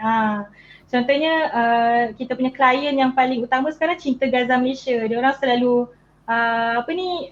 hire ke tempah lukisan komik dengan kita untuk promote dia orang punya kempen-kempen kemanusiaan Palestin. Dan dia orang ada tempah buku ilustrasi juga dengan kita. And then ada juga butik-butik muslimah yang tempah lukisan dengan kita untuk promote dia orang punya butik. Tu boleh ada tengok contoh tu kan. Yang komik, kalau komik atas sekali tu yang terbaru daripada CGM lah tu, daripada Cinta Gaza Malaysia. So apa yang kita buat nak atasi burnout tu, pindah projek. Maksudnya daripada Komik Gaza dah capai target, berhenti jap. Okay, buat komik projek lain pula. Tapi ikut mood lah projek mana yang kita rasa paling nak buat waktu tu. Okay, selain daripada buat projek A pindah projek B, boleh juga berhenti kejap, buat lukisan untuk update konten media sosial kita. Sebab media sosial kita pun somehow kena hidup juga kan. Sebabnya media sosial ni adalah tempat public yang kita boleh interact dengan orang ramai. Kalau macam Komik Gaza, macam komik buku, terbitan buku macam ni, kita tak boleh interact dengan orang ramai. Sebab kita buat, kita terbit, kita jual, lepas tu pembeli capai, pembeli baca. So dia macam one off macam tu kan. Tapi kalau media sosial ni tempat interact. So macam kalau kita nak tahu siapakah pembaca kita, siapakah pembeli kita, orang yang follow kita, media sosial ni kena penting untuk sentiasa update lah. Yang satu lagi sebab dia adalah, kalau macam saya sendiri, dia adalah medium untuk media berdakwah. Begitu. Menjawab tak? Okay, tapi cara paling simple untuk atasi burnout tu berehat lah sebenarnya. Itu cara paling simple lah. And then sambung semula bila tenaga tu dah datang balik. Macam tu. Ni ada soalan lagi ni? Okay, saya rasa soalan Puan Farah ni telah menjawab juga daripada soalan Puan Nur Khairiah ni. Puan dah tersangkut dengan sesuatu idea. So saya rasa dia menjawab jugalah sekali kan. Okay, kita tengok juga. Ini kakak daripada Singapura tu baru follow dia, suka sangat lukisan dia. Betul. So ini panel kita dalam session yang kedua sebelum ni. Okay, cuba kita tengok. Okay. So pernah tak rasa hilang matlamat bila tengah buat komik berunsurkan dakwah atau mutalbiah dan slowly rasa macam hilang keikhlasan bila tengah melukis? Apa advice korang? Okay, siapa nak jawab? Pak A? Dah sebut nama lah, kena dah jawab. Okay. Pandai je. Chip. Okay, terima kasih atas soalannya Atikah Nur Bairul Niza. Okay. Sebenarnya soalan dia ditanya pernah tak rasa hilang matlamat bila tengah buat komik berunsurkan dakwah ataupun tarbiyah? Okay. Jawapannya ya, selalu. Tapi dia selalu kena konsisten lah, kena betulkan balik niat tu. Sebab kadang-kadang saya sendirilah nampak sebab tu saya fixkan kepada diri saya sendiri, jangan buat komik kalau tak ada manfaat. Sebab saya ada struggle macam okay, nak buat komik dakwah ni macam ni lah. Kalau macam saya lebih kepada jenis komik yang macam ada kelakar-kelakar sikit, macam santai-santai, message dia macam tu. Tapi dia kadang-kadang dia struggle antara nak dakwah ke nak bagi ada unsur kelakar tu lebih. Dia benda tu pun struggle sebenarnya. Okay, jadi apa yang saya buat je komik tu. Saya ubah ayat ke apa semua, tapi bagi nampak message tu jelas. Lawak tetap ada, kadang-kadang ada kelakar, ada RC ke apa, yang tu ada. Tapi yang penting dakwah tu ada. Lepas tu kena ingat lagi satu struggle untuk orang yang buat komik dakwah ni, kalau rasa macam tak ikhlas ke apa, jangan berhenti buat juga. Sebab kalau kita rasa tak ikhlas ke apa, kita berhenti buat, yang menang bukan yang menang setan lah. Kalau kita duduk kau ni tak ikhlas ni, kau ni riak ni. Lepas tu kita macam okay tan. Setan lah. Sebab baik sangat kan. Dia, okey tak nak follow jadi kita rugi. Okey. Jadi lagi satu ni saya share sikit. Okey. Kenapa kena buat komen yang ada manfaat, ada dakwah ke pun tak kisahlah. Tapi ada manfaat kat orang. Sebabnya kena fikir macam ni. Kenapa dalam banyak-banyak orang Tuhan bagi kita terfikir idea tu? Macam tu ya. Tanya ke diri kita balik. Dan ramai orang, kenapa Allah ilhamkan kepada kita, kita macam, ni boleh buat komik ni. Padahal ada 9,872 orang lagi yang melukis komik. Contohlah. Kan? Tapi, kenapa kita boleh fikir? Jadi, bagi saya, bagi saya lah. Daripada saya sendiri, benda tu tanggungjawab. Macam, sebab saya jenis overthinking sebenarnya. Jadi saya akan terfikir macam, Kang aku tak buat, aku dah dapat idea ni. Kalau aku tak buat, nanti kena soal. Sebab semua orang kat sini memang yakin lah kita semua akan kena soal. Apa benda yang kita buat, baik ke tak baik? Yang tak baik aku tak lagi. Even kalau nak buat benda baik pun akan kena soal. Jadi kalau tanya saya, buat. Jangan berhenti. Mungkin kita punya, ya betul apa. Kalau tanya Imani Max ataupun Air Monster sendiri, ada je masanya kalau kita buat komen dakwah lah. Especially, ataupun komen pendidikan, akan ada orang komen, ada orang against kita. Kalau perlu, minta maaf ataupun delete komen itu. Tapi Alhamdulillah setakat ni tak ada lagi. Tapi kadang-kadang, yelah yang lukis pun manusia pula. Bukan manusia juga, bukan basikal. Kalau basikal orang nak komen apa benda pun dia tak kisah. Tapi sebabkan kita ni manusia juga, kadang-kadang kita pun boleh belajar daripada orang yang kita sendiri terdakwah oleh orang yang baca. Kerana saya pun pernah kena tegur lah. Lepas tu kita ambil teguran tu, betulkan balik. Yang penting jangan rasa yang kita buat je betul. Sebab orang lain buat pun betul juga. Tak semestinya kita betul dan tak semestinya orang lain salah. Macam tu. Kena macam tu lah. Tapi jangan berhenti buat lah. Sebab ni saya satu lagi benda untuk fikir. Tadi saya cakap kenapa kita dapat idea tu. Ni satu lagi benda untuk kena fikir. Sebenarnya kan, kita contohnya kita cikgu ke, kita engineer ke, kita mengaji ke, kita tak kisahlah apa kerja, mak lempik ke sekalipun. Kita ni sebelum kita buat kerja kita, contohlah saya pelukis. Saya pelukis lah.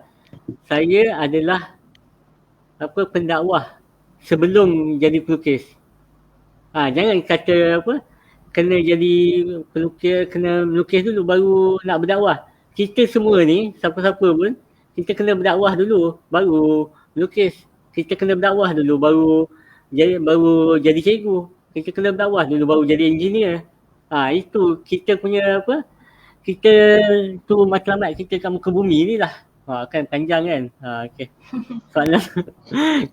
Itu saya nak walaupun nampak tak menjawab soalan, tapi saya nak ajak semua berfikir. Macam saya cakap tadi, yang pertama saya cakap tadi, kenapa idea tu boleh datang. Yang kedua, kita ni apa?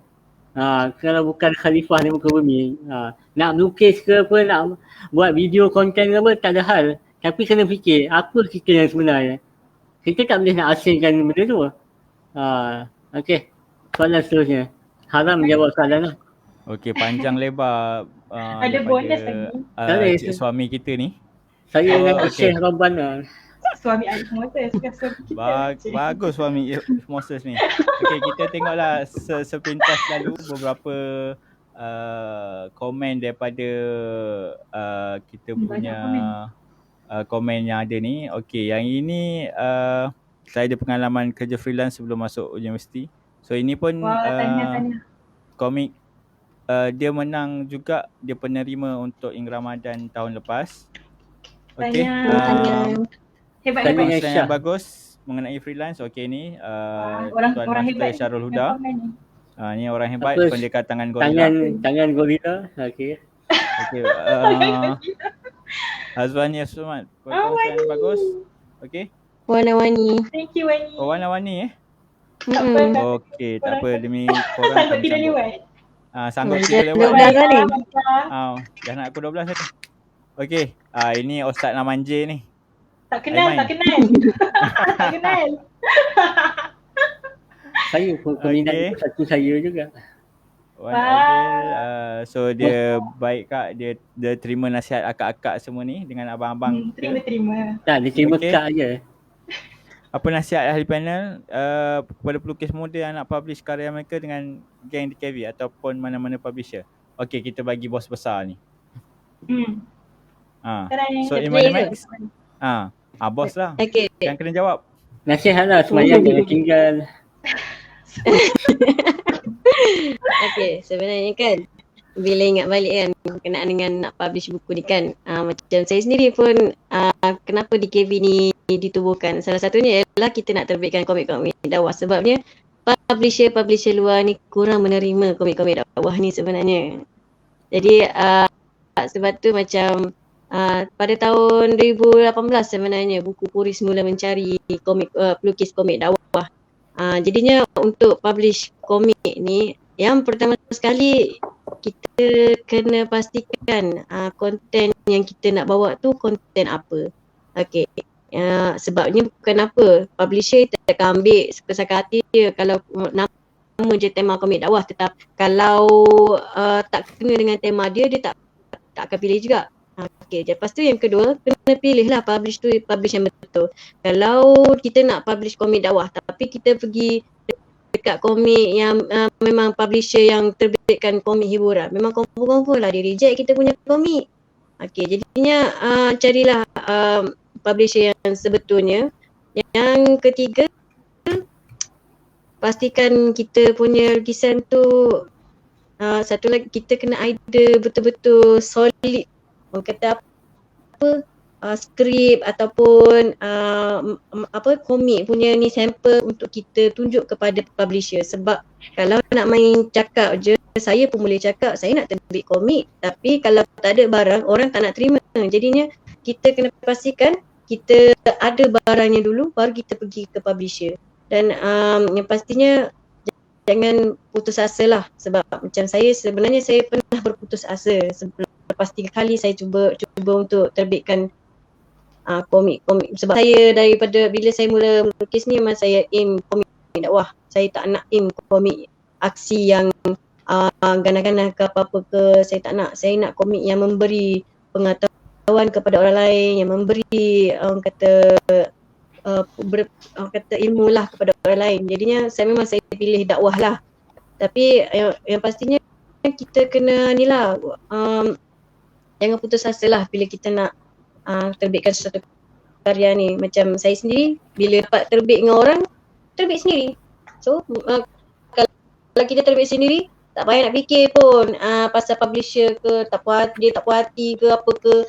Sebab kita dah publish sendiri. Tapi yang nak publish sendiri pun kena pastikan lah kita dah ada followers yang ramai. Macam saya pernah terbitkan komik sendiri pada tahun 2015. Tu pun selepas macam saya berbincang dengan Abang Ben macam mana nak terbitkan komik dakwah ni sendiri apa semua. Tapi nak ceritanya nice juga lah pengalaman terbit sendiri bila ada DKV ni. Semuanya manis-manis je belaka. Semuanya macam pengetahuan yang luas bila berkenaan dengan penerbitan ni. So kalau 3 benda yang saya bercerita tadi tu cuba untuk kita terapkan lah. Nak kata terapkan, kita ni lah yang pasti kena cari betul-betul publisher, kena ada benda yang solid. Yang first tadi saya lupa dah apa saya cakap, tapi yang betul lah, kena betul-betul buat lah 3 tu. Okay, tak kira dengan mana-mana publisher pun. Tapi yang pastinya jangan kita lari daripada matlamat kita lah. Kita nak melukis komik-komik apa-apa pun, pastikan komik itu bermanfaat kepada orang lain. Kerana bakat yang Allah bagi ni adalah sebab kita sebab lah Allah bagi bakat kat kita. Jadinya gunakan bakat yang ada dengan cara yang terbaik. Gitu. Saya nak standing ovation tapi tak boleh sebab tengah duduk mesti dia. Okey, soalan seterusnya. Pernah tak rasa pressure untuk post karya di media sosial? Hazwani Osman, contohnya kita rasa karya tak cukup bagus, jadi rasa segan nak post di media sosial. Macam mana nak hadapi situasi ini? Siapa nak jawab? Kalau saya jawab boleh? Boleh. Boleh. Okay. Sebenarnya kan rasa pressure ni sebenarnya bila kita memang betul disebabkan kita rasa tak bagus dengan karya kita. Walaupun sebenarnya kita first sebelum kita melukis tu kita dah rangka dah idea tu. Dan sebenarnya kita pun dah rasa dah idea ni bagus. Tetapi bila time nak post je kita rasa alamak karya aku tak bagus, lukisan tak cantik, colouring tak kena, shadow pun lari. Benda tu memang akan mengganggu kita. Biasalah kalau macam Pak Area overthinking kan. Mungkin dia pun rasa macam tu jugalah kot. Tetapi kita kena lawan benda ni. Sebabnya kalau kita nak main rasa segan sampai bila-bila pun tak ada, orang kata tak ada perubahan lah. Sebenarnya salah satu laginya bagi saya sebab saya dulu pun pernah merasa macam ni. Tapi saya biasanya saya akan tepih benda ni. Saya akan cakap dekat diri saya, tukar rasa segan tu. Bayangkan kalau saya masukkan karya ini dan orang mendapat manfaat dengan karya ni, betapa besarnya manfaat, betapa orang kata yang saya nampak, betapa besarnya pahala saya kalau orang dapat manfaat daripada karya saya ni. Jadi ni kan memang betul, saya takkan nak cakap alah jangan malu lah, post je lah. Tak betul saja kan, tapi benda tu kita sendiri kena lawan. Kita tak boleh nak main malu-malu sampai bila-bila pun. Benda tu akan menjadi dia mula-mula memang jadi malu. Dari lama tu dia akan jadi macam alasan kepada diri kita. Jadi orang kata buanglah benda rasa segan tu. Kita kalau rasa malu pun post je. Lama-lama kita akan rasa tak malu pun. Sebab tu macam saya sendiri pun, kalau saya malu dengan karya saya pun saya post je. Sebab benda tu akan menghilangkan rasa malu. Asalkan benda tu benda baik, bukan benda yang pelik-pelik. Jadi buat apa nak malu kan? Gitu. Itu saja daripada saya. Okey, kalau kita ambil tadi kata-kata Cik Puan Wada tadi, maksudnya kalau kita nak halang benda tu daripada menghalang kita gunakanlah kata-kata positif kepada diri kita sendiri. Macam dia kata, bayangkan akan ramai orang dapat manfaat. Actually bila saya cakap pasal ramai dapat manfaat ni, teringat tadi kan, dia orang masa awal-awal perbualan kita cakap tentang followers. Sebenarnya di belakang tabir tadi kita ada bercakap, dia orang compare followers. Mungkin ramai akan kata, okey, Manimax ada berapa followers, ramai followers kat Facebook. Yang Pak Design pun ada followers dekat sini. Lepas tu If Moses pun tadi dia cerita dia punya followers pun tambah berapa K. Kalau tengok daripada keindahan, dia memang wah ramainya followers kan, ramainya akan follow. Bila kita post ada iklan. Tapi untuk orang yang buat komik dakwah ni, anda perlu tahu satu benda yang menjadi motivasi mereka untuk buat posting konten adalah manfaat tadi tu. Setiap kali mereka rajin untuk buat konten, kat situ ada manfaat yang akan didapati oleh followers. Dan satu sudut yang lain pula, followers yang ramai itu adalah beban tanggungjawab yang sangat tinggi. Kerana ya Allah. Itu satu benda yang orang macam tak nampak. Orang akan nampak daripada keindahan saja, daripada sudut bukanlah benda tu tak indah, tapi benda tu lah sebenarnya satu beban yang kalau Imanimax kata perempuan patut macam ni macam tu, silap-silap ada yang ambil bulat-bulat dan kata, "Weh, Imanimax cakap macam tu." Sebab dia adalah follower yang taat tadi tu kan. Dia follow je. Ada yang macam tu. Jadi dalam pada mereka nak buat konten pun mereka kena fikir, oh ni kena buat macam ni. Sebab ada yang ada konten dia cakap benda yang sama. Sebab macam tadi kan, dia buat buku tentang kesedaran, tentang pedofilia. Ada juga yang buat komik yang macam tu, tetapi dia membawa kepada kecaman pula kan. Dia nak sampaikan benda yang sama, tapi sebabkan cara tadi orang jadi membenci, orang jadi tertakluk kepada orang yang buat konten juga tadi. Mereka ni semua tadilah. Ni Syarhuda, saya pernah berjumpa dengan Faiz dan Farah. Dua-dua memang hebat. Semoga anda dan Imanimax terus maju dan terbaik. Jadi dia doakan yang dia pernah jumpa dia lah. Yang dia tak pernah jumpa dia tak ada doa. Syarhuda pun hebat. Dia pun hebat sebenarnya. Kalau tengok yang Nak tengok Tangan dia orang dia gorila. punya hebat, boleh tengok awal-awal. Okey, kita tengok soalan yang tadi. Minta maaf saya mencelah sedikit sebab nak menambah menokok tambah tadi tu. Tentang followers kan. Tadi ada soalan seterusnya daripada siapa tadi, kita nak tujukan. Saya berminat nak jawab sebenarnya soalan yang Aiman J tu. Saya tak kenal Aiman J siapa, tapi saya berminat nak jawab soalan dia. Ingat ke soalannya tadi? Sebab tak keluar. Encik boleh keluarkan ke? Tak ada. Cik, soalan yang tadi tu sebab dah ada orang yang bersedia untuk menjawab. Semangat lah. Aiman J. Apa pendapat abang dan kakak tentang ramai pengkarya-pengkarya muda remaja komik dakwah yang berpotensi tapi tak ada platform yang betul-betul support. Ramai yang bergerak sendiri tapi tak boleh nak sustain. Apa solution yang abang dan kakak rasa perlu ada? Okey, sebelum saya jawab soalan ni, saya macam berminat nak share sedikit insight daripada penerbit yang saya pernah kerja lah. Okey, bukan daripada penerbit saya je, tapi beberapa penerbit lain yang saya pernah join dia punya bengkel, diorang memang share lah insight ni. Sebenarnya untuk pelukis komik, rata-rata orang yang hantar manuskrip adalah pengkarya-pengkarya muda yang baru habis SPM ataupun yang baru grad, macam dengan harapan penuh membunga, bercita-cita tinggi sampai ke awan untuk jadi pelukis kan. Tapi dalam sekelip mata diorang punya impian tu kena crash dengan penerbit. Bila penerbit reveal yang diorang reject, rata-rata biasanya around 80 to 90% manuskrip yang dihantar oleh pengkarya-pengkarya baru ni. So macam statistik ni menakutkan lah sebenarnya.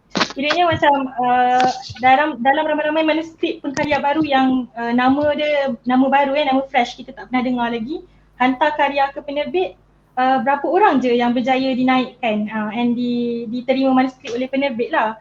So kat situ lah kot ramainya pengkarya muda yang rasa dia tak ada platform untuk nak berkarya and show dia punya art tu kepada public semua kan. Okay, so ni ada dua benda yang saya suggest based on pengalaman saya yang saya pernah buat sendirilah benda ni. Okay, yang pertamanya, jangan berhenti hantar manuskrip kepada penerbit kalau kita memang serius nak masuk kepada penerbit mainstream. Kita nak buku kita masuk kepada mainstream.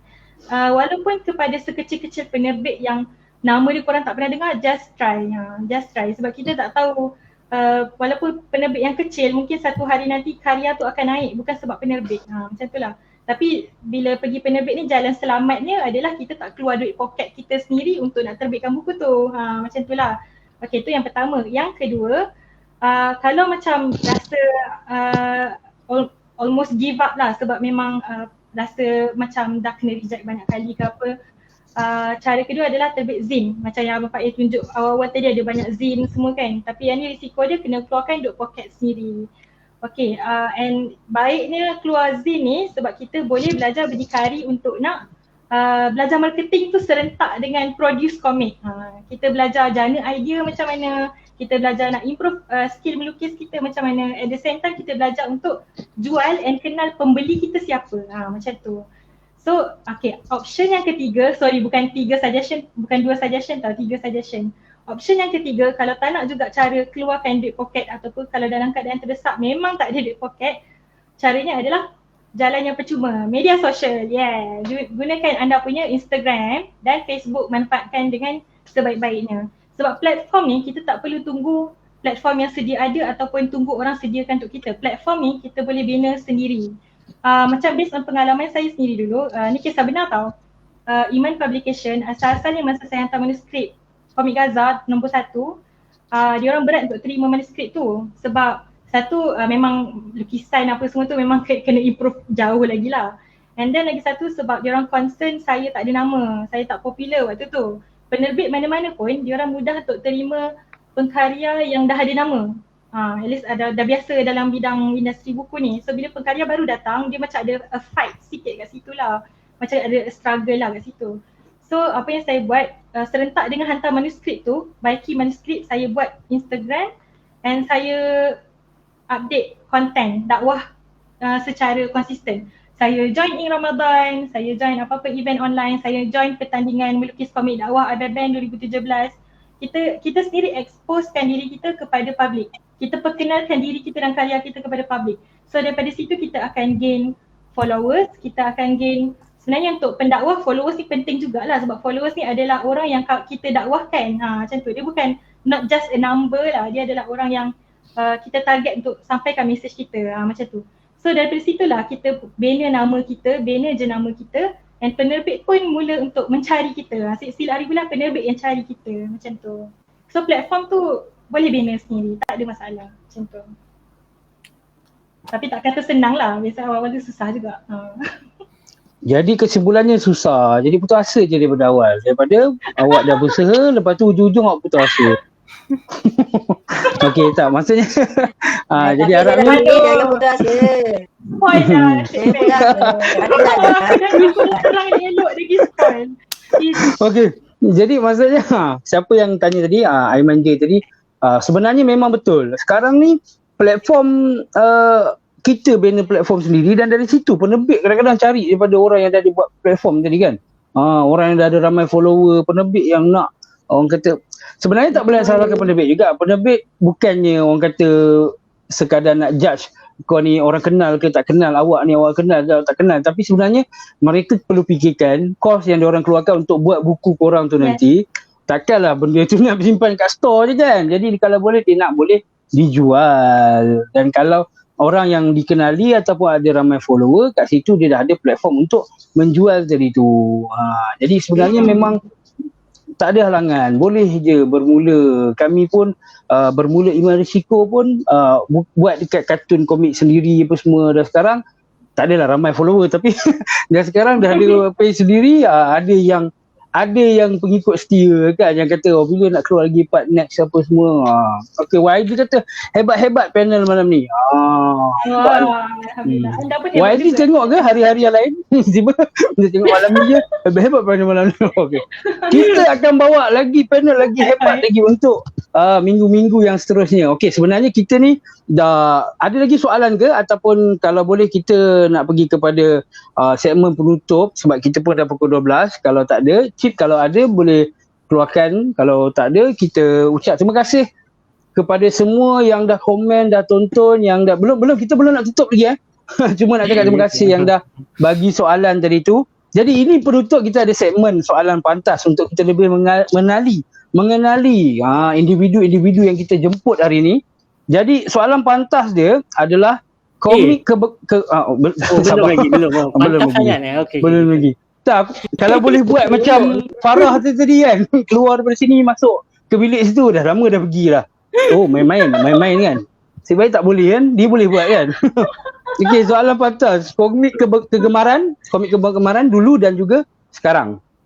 Maksudnya dulu korang suka baca komik apa masih budak-budak, ataupun dulu saya mengaji memang tak baca komik pun. Baru sekarang tak tahu, kita tak tahu. Jadi boleh setiap seorang jawab, mula dengan Wada, kemudian Pais dan juga Farah. Komik kegemaran dulu dan juga sekarang. Okey, kalau saya dulu memang saya ni orang Malaysia kan, jadi saya pilih Malaysia punya komik Dulu saya beli komik Gempak, dan daripada awal penerbitan komik Gempak tu saya beli. Lepas tu Utopia, Kreko saya tak beli sangat sebab saya macam minta maaf lah kalau ada yang kurang kurang suka dengan sikit. Kreko saya cringe sikit dengan Kreko. Jadi saya tak beli. Jadi memang saya beli komik tu, dan sebenarnya masa zaman sekolah saya tak baca sangat komik, saya baca novel. Saya sebab saya tak pandai bahasa Melayu. Saya orang Kelantan. Jadi saya kena belajar bahasa Melayu melalui novel. Saya pandai PI, saya tak pandai bahasa Melayu. Jadi saya kena belajar.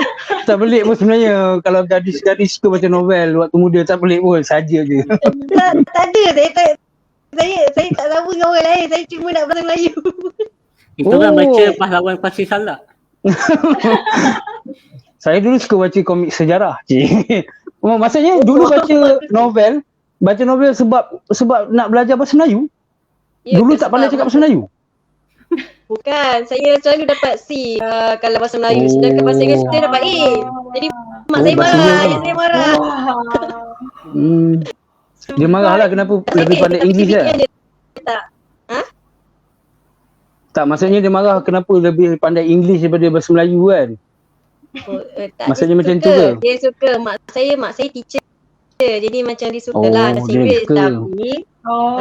rupanya bila bahasa Melayu ni dia macam dia selalu cakap apa, mu ni okling tu, tak pandai bahasa Melayu. Mu Melayu tidak apa mu buat perangai gini. Macam gitulah, macam fikir balik lah, mana boleh kan kita. Jadi dia lah saya improve dengan baca novel lah. Walaupun ayat dia tu bila ingat saya ingat balik baca novel ni nak buat termuntah. Tapi okey lah, saya dapat A juga SPM. PM. Jadi dari situlah sebenarnya kenapa suka buat komik pun melankolik, perasaan jiwa-jiwa, sebab dulu baca novel kan. Sebab novel basically memang dia melankolik, jiwa-jiwa. Okey, kalau komik sekarang kalau sekarang ada baca komik lagi tak? Komik sekarang. Baca, sebab saya sebenarnya kalau saya baca komik, saya bukan baca story pula lah. Bukan tengok story pun, sebenarnya saya tengok lukisan semata. Saya tengok lukisan sebab dia macam mana. Contoh? Kalau saya setakat, sebab kan cerita terbaru sekarang Shingeki no Kyojin kan. Kan dah habis lah. Manga dia kan. Kyojin tu. sebab tapi komik dia tu macam complicated sikit. Adalah komik-komik biasa webtoon saya baca, saya tengok tu sebab saya nak tengok lukisan. Sebab dia macam mana, bila saya tengok lukisan tu saya akan reflect balik kalau saya boleh lukis macam tu juga. Saya suka belajar melalui komik-komik. Nak belajar melukis kita kena banyak merujuk kan. Jadi banyak saya merujuk melalui webtoon lah yang saya banyak tengok sekarang ni. Kalau ada orang dengar saya baca webtoon ni, mungkin ada orang marah juga pun. Sebab webtoon tak banyak pun karya yang bermanfaat sebenarnya. Tapi saya study, saya merujuk. Gitulah. Kenapa semua orang nak marah? Baca webtoon kena marah. Buat baca siri gini. Tak lagi kita baca webtoon tak? Tak ada masalah pun sebenarnya. Tapi memang betul pun. Kita baca sembunyi-sembunyi. Cuma sekarang orang dah tahulah. Okey, Pak Ih pula, komik kegemaran dulu dan sekarang. Kalau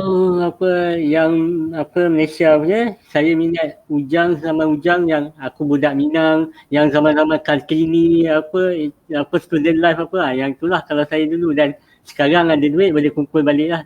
Dulu tak dapat. Lepas tu kalau yang sekarang pun sama lah, saya pun masih beli lagi. Kira macam itu antara pemangkin yang saya beli komik dulu lah. Okey. Itu je. Oh, maksudnya memang daripada dulu hingga sekarang kartun Malaysia lah, orang kata kartun Malaysia tu adalah favourite Pak Ih lah, dan pengaruh kepada lukisan tadi tu lah. Tak adalah kata favourite sangat. Style lukisan, sebab kalau style lukisan saya ada macam-macam jenis style lukisan. Contoh yang ni lah. Okey. Saya sebab lebih kepada nostalgia sebenarnya. Komik-komik lama ni, macam Ujang, tengok yang tajuk saya sebut pun Budak Minang, itu memang orang lama je lah yang kenal. Budak Minang, Student Life, Kartini, memang saya sebab dulu sekarang saya baru dapat kumpul balik lah, sebab dulu saya bukan orang yang boleh beli komik tiap-tiap bulan lah. Macam tu. Itu yang tak tahu cerita, itu memang cerita dia memang kekal misteri lah. Saya dah umur 30. Dulu baca macam mana? Baca dekat kedai buku je? Macam kat bus stand tu, baca lepas tu letak balik macam tu lah? Lebih kurang macam tu lah. Lepas tu pinjam orang, lepas tu biasa lah. Kira sekarang baru nak kumpul balik dan baca semula. Faham, bagus. Sebenarnya untuk minggu hadapan, insyaAllah next panel, kita akan jemput panel yang akan membincangkan tentang kartun stroke Malaysia ni lah. Maksudnya kita panggil kartun Malaysia lah, sebab dia macam Ujang pun sebenarnya dia ada stroke kartun Malaysia kan, untuk joke kan. Dia punya topik dia bertajuk kartun Malaysia stroke lapuk. Jadi boleh tonton lah untuk hari Rabu ni, hari Sabtu kan. Kita slot hari Rabu, insyaAllah lah kita jumpa hari Rabu nanti. InsyaAllah boleh join dan boleh tanya soalan. Sebab kita di bawah satu orang kata industri yang sama kan, melukis tadi kan. Okey, seterusnya Farah pula, apa dia komik dulu dan juga sekarang kegemaran? Saya dah tak ingat dah. Okey, kalau dulu saya memang boleh kata setia pada yang satu lah. The one and only. The one and only Naruto. Tak ada dulu sangat pun. Masa budak-budak Naruto baru zaman lagi lah. dulu saya tak reveal sangat. Zaman saya kecil saya tak expose sangat dengan komik. Saya lebih banyak baca tengok kartun macam tu. Tapi bila saya dah start masuk sekolah menengah, tu baru saya macam betul-betul expose dengan dunia manga. Oh, Bolia lah. Oh, saya Bolia mau baca komik juga. Oh. Tapi nak katanya Bahasa larang. memang nak kena lah audience ni. Sama je lagi lah. Tapi nak katanya macam memang saya level saya minat Naruto dulu bukan calang-calang lah. Memang minat tahap fanatik sampai saya sanggup kumpul duit beli figurin yang beratus-ratus ringgit tu. Bila fikir balik, ya Allah, sayang aku yang memang otak kita. Ingatkan tadi tahap saya minat tu saya sanggup kumpul duit, lepas tu saya masuk sekolah ninja apa semua. Tak, bukanlah. Kalau wujud Setakat mungkin dah tu. masuk lah kan. Belajar guna kunai ke apa kan. Okay, macam tu lah. Tapi bila dah besar ni macam kita dah matang sikit gitu kan. Kita dah semakin tua sikit ni. Saya punya minat tu macam dah lebih mencampah tau. Saya lebih fokus kepada komik-komik yang bukan mainstream. Komik-komik yang rare lah. Sebab kalau saya beritahu ni pun saya rasa korang probably tak pernah dengar. Cuba satu. Saya Sebut sebut lah satu. Kira saya macam dah curang jugalah sekarang ni. Macam dah tak berapa nak setia dengan Naruto lah. Ni. Ascendance of Bookworm. Tengah-tengah semua dah. Oh, tu Ini saya go on je Tu tau. buku. buku. Orang ni. Oh, Ni okey. Yosuma. Ini terbitan Tempat Stars kan? Betul. Yang ni daripada Indonesia. Ni saya sangat suka Fatharani Yasmin daripada Indonesia sebab dia komik pasal Palestin. Oh, saya follow Facebook dia ni. Suka dia punya stroke. Ya, dia sangat best. Dia sangat best seriously. Saya Dia punya- inspired komik Gaza sebab dia lah sebenarnya originally. Dan dia punya lukisan tudung tu memang betul-betul nampak Indonesia punya background lah. Orang kata Betul. bila tengok kartun dia, oh ni Indonesian punya style pakai tudung. Memang bagus. Betul. So dia ada 3 buku ni lah. Ni buku terawal yang dia keluarkan. And then buku Indonesia lagi. Yang ni pasal sunah-sunah Nabi lah untuk kehidupan suami isteri. Apa sunah-sunah yang kita boleh macam tu lah. Okey. Kalau komik Malaysia saya suka yang ni. Cing-cing. Jejon. Oh, ni sebab Saya sangat stroke suka dia Jejon. comel Saya suka lah. komik Travelog sebab dia based on real story penlukis tu kan. Ya, Jejon. perkongsian dia. Memang Travelog test orang London. dewasa lah. Travelog London DKV saya suka. Macam tu komik Travelog lah. So macam boleh kata rata-rata bukan komik yang orang senang jumpa kat kedai lah. Macam tu. Bukan komik yang korang selalu senang jumpa kat kedai. Tu adalah minat saya yang sekarang. Sebabnya bila kita jadi freelancer ni kan, saya perasan saya start baca komik bukan sekadar untuk baca untuk hiburan ke apa, tapi kita nak study dia punya jalan cerita, study lukisan, study cara dia lukis background macam mana kan. Macam tu lah kita start study. So ini bonus, yang ni memang all the time favourite lah. Big Hero. Big Hero. Kat Kinokuniya tapi dah tak jual dah. Ini siapa lukis ni? Dia Atas stroke Jepun. tapi bukannya Baymax punya company tu lah. Ni orang Jepun tu, Korea tak ingat lah. Jepun rasanya. Dia buat manga remake lah. Macam tu. Sebab kalau original punya komik Big Hero 6 tu different sikit daripada filem tu. Dia tak berapa cute pun sebenarnya. Betul. Dia lebih serius. Okey, itu orang kata komik tadi kan. Ada tak idola melukis? Kita nak tanya idola melukis untuk lukisan. Mula dengan Farah terus sambung. Saya Ada tu kan? juga. Idola melukis. Okay. Kalau dulu the one and only juga Masashi Kishimoto. Perlu creator of Naruto lah, of course lah, mana ada orang lain kan. Saya tak tengok lah orang lain, saya memang tengok Masashi Kishimoto je waktu tu. Okay, tapi bila sekarang saya suka macam pelukis-pelukis tadi lah, Fatharani Yasmin, lepas tu ada seorang mengakar daripada Jordan nama Dijusan. Saya follow lah komik dia dekat online punya komik kan. Okay, tapi kalau dari segi boleh kata idola terawal saya yang buatkan saya masuk dalam arena komik dakwah ni, ni saya nak reveal ni, jangan terkejut tau. Okay, orang dia Imani Max. Tak nak kejut pun. Dah tahu dah boleh expect. Imani Max, Beben, tangan kanan. 3 orang ni adalah 3 idola terawal saya yang buat saya inspired untuk mula-mula masuk dalam industri komik dakwah. Sebab bila saya tengok dia orang selalu update komik-komik dia orang kan, and then dapat sambutan. Saya tengok macam ya Allah bermanfaatnya, rasa nak buat macam ni juga, rasa macam nak sebarkan komik dakwah ni juga. Macam tu. So start dulu tu lah saya buat page apa semua. Kalau tak dulu saya tak tahu pun Iman Imax ni lelaki ke perempuan. Saya tak tahu pun. Oh my god. Kalian dah tahu ke belum? Astagfirullah. Sekarang dah tahu belum? Nampak macam perempuan je. Perempuan lah. Okay. Pak Aih, idola? Saya macam dia bersambung dengan yang tadi lah. Macam Ujang, Sirih, Lambo. Tapi yang paling saya memang suka style dia, Oren. Minggu lepas, minggu awal tu pun ada juga yang sebut. Huza. Kami punya Imam Ciko punya pelukis pun ada mention kat tulis Oren rasanya. Memang minat lah. Dia lain daripada Malaysia punya style lah, tapi saya suka. Sampai sekarang lah. Kalau melukis tu sendiri punya lah. Bukan ada awal-awal tu ikut siapa-siapa punya lukisan.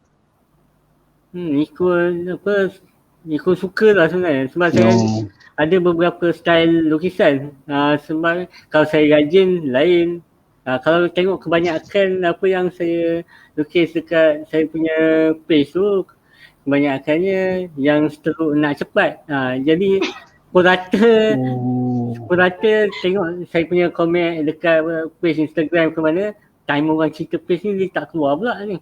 Pukul rata saya buat komen tu 15 minit, 20 minit dah siap. Jadi masa ada stroke rajin, ada stroke malas dan yang ada banyaknya stroke malas lah. Yang kosong banyaknya stroke malas. Stroke rajin kebanyakan untuk buku terbitan lah. Tengok ni contoh rajin sikit lah. Bila rajin sikit handsome terus watak tu. Handsome terus. Bila tak rajin tu tak ada rupa, tertukar orang tu batikan. Dia tertukar watak. Macam tu lah contoh. Tak ada. Kadang-kadang memang dia bukan stroke rajin malas sebenarnya. Dia ada stroke yang simple kan. Memang untuk Instagram. Sebab yang penting sebenarnya mesej yang nak disampaikan apa benda. Macam komik-komik dakwah ni kan, poin utama dia adalah mesej tadi kan. Macam Ramadan ada tema dia, kita nak sampaikan pasal tarawih, moreh. Kalau orang nak fokus lukisan terpulang lah, tapi kebanyakan orang akan tengok pada apa yang nak disampaikan. Jadi yang penting benda tu sampai. Kadang-kadang kita lukis lidi pun boleh sampai kan. Macam saya kongsikan sebelum ni, ada Facebook yang saya follow. Yes, I am hot in this. Dia pasal dia stroke simple lah, dia lebih kurang macam upgraded daripada orang lidi, tapi dia memang share komik-komik lucu pasal stereotype.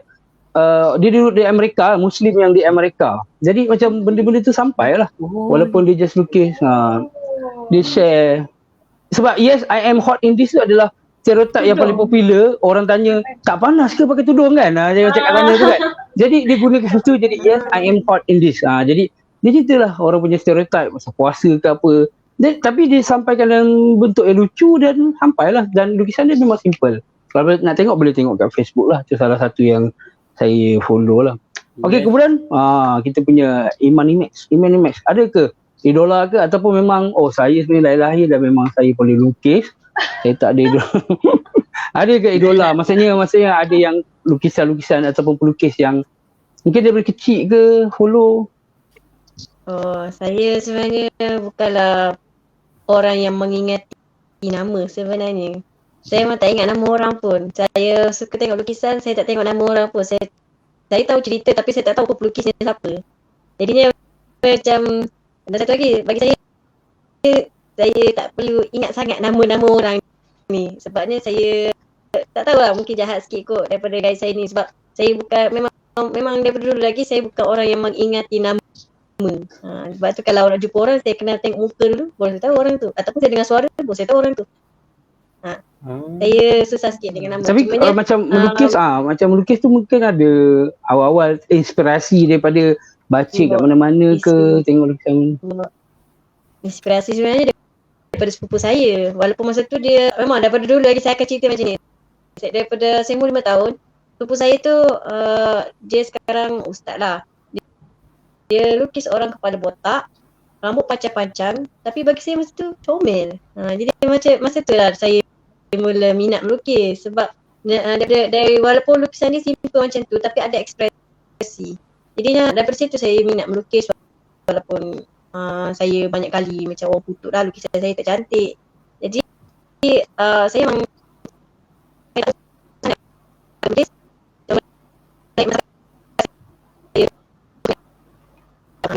sejujurnya lah nak kata ibarat tapi orang yang saya lah orang yang saya inspirasi bila saya tengok konten-konten dia banyak berkaitan dengan dakwah, saya jadi tertarik sebab dengan cara macam tu akan menarik lagi ramai anak-anak remaja-remaja untuk membaca komik dakwah sebenarnya. Minta maaf lah bila jadi mu'alimah, cikgu-cikgu ni saya kebiasakan semua orang jadi anak-anak walaupun saya tak ada anak, walaupun kita tak kahwin lagi. Gitulah. Kita memang dah tua dah Kak Wada. Baik, Mak. Baiklah Mak. Okey, baiklah. Alhamdulillah, terima kasih akhirnya.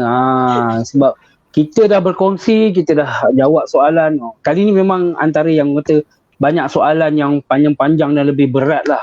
Mungkin sebab kita punya panel-panel sangat-sangat orang kata hebat kan, ramai followers macam tadi kan. Jadi sebab itulah. Jadi kita dah sebenarnya memang sangat-sangat terlebih masa, tapi saya pun macam sebab masih lagi ada orang yang menonton dan view, saya pun macam tak nak kecewakan diorang lah untuk tahu apa soalan tadi, untuk mengenali. Jadi sebelum kita menutup, saya nak ucap terima kasih sekali lagi kepada tiga kita punya panel kita. Terima kasih kerana telah menonton dan juga terima kasih kerana telah sudi hadir untuk jadi jemputan. Dan kepada yang menonton, terima kasih banyak. Jangan lupa untuk minggu hadapan, maksudnya hari Rabu nanti kita akan ada panel lain lagi. Kita akan ada panel-panel otai pula untuk membincangkan tentang stok kartun Malaysia. Jadi jangan lupa, kalau yang belum follow, boleh follow Imanimac di Facebook dan juga Instagram. Boleh follow If Moses di Facebook dan Instagram, dan boleh follow Pak Design di Facebook, Instagram dan juga YouTube. Dan yang paling penting, anda mesti kena follow Ing Ramadan. Dan kepada yang kata tadi dah tengah Ramadan ni, boleh ke buat lagi ke, boleh follow ke, boleh, tak ada masalah. Selagi Ramadan masih ada masih lagi boleh buat Ing Ramadan, boleh join Ing Ramadan. Kalau rasa macam tak terkejar, boleh next ni nanti buat dua tema dalam masa satu hari ke. Yang penting gagahkan diri, istiqamah, teruskan lagi untuk Ramadan kali ni. Selain daripada ibadah, kita teruskan juga untuk buat komik-komik yang baik ni untuk sebenarnya Ramadan. Dan sekali lagi saya mengucapkan terima kasih kepada anda semua, kepada Chip kita, dan kita harapkan jangan keluar dululah untuk kita punya panel. Selepas daripada montas nanti kita akan ada sedikit penutup lagi. Tapi yang lain tadi, terima kasih, boleh cakap hi. Terima kasih, selamat tinggal kepada semua kita punya penonton. Sekian, Assalamualaikum dan salam sejahtera podcast Ing Ramadan Art Podcast. Yeah. Ada makan-makan ni? Tak boleh. Mana boleh. Tak apa aja. Suka dengan video ni cantik.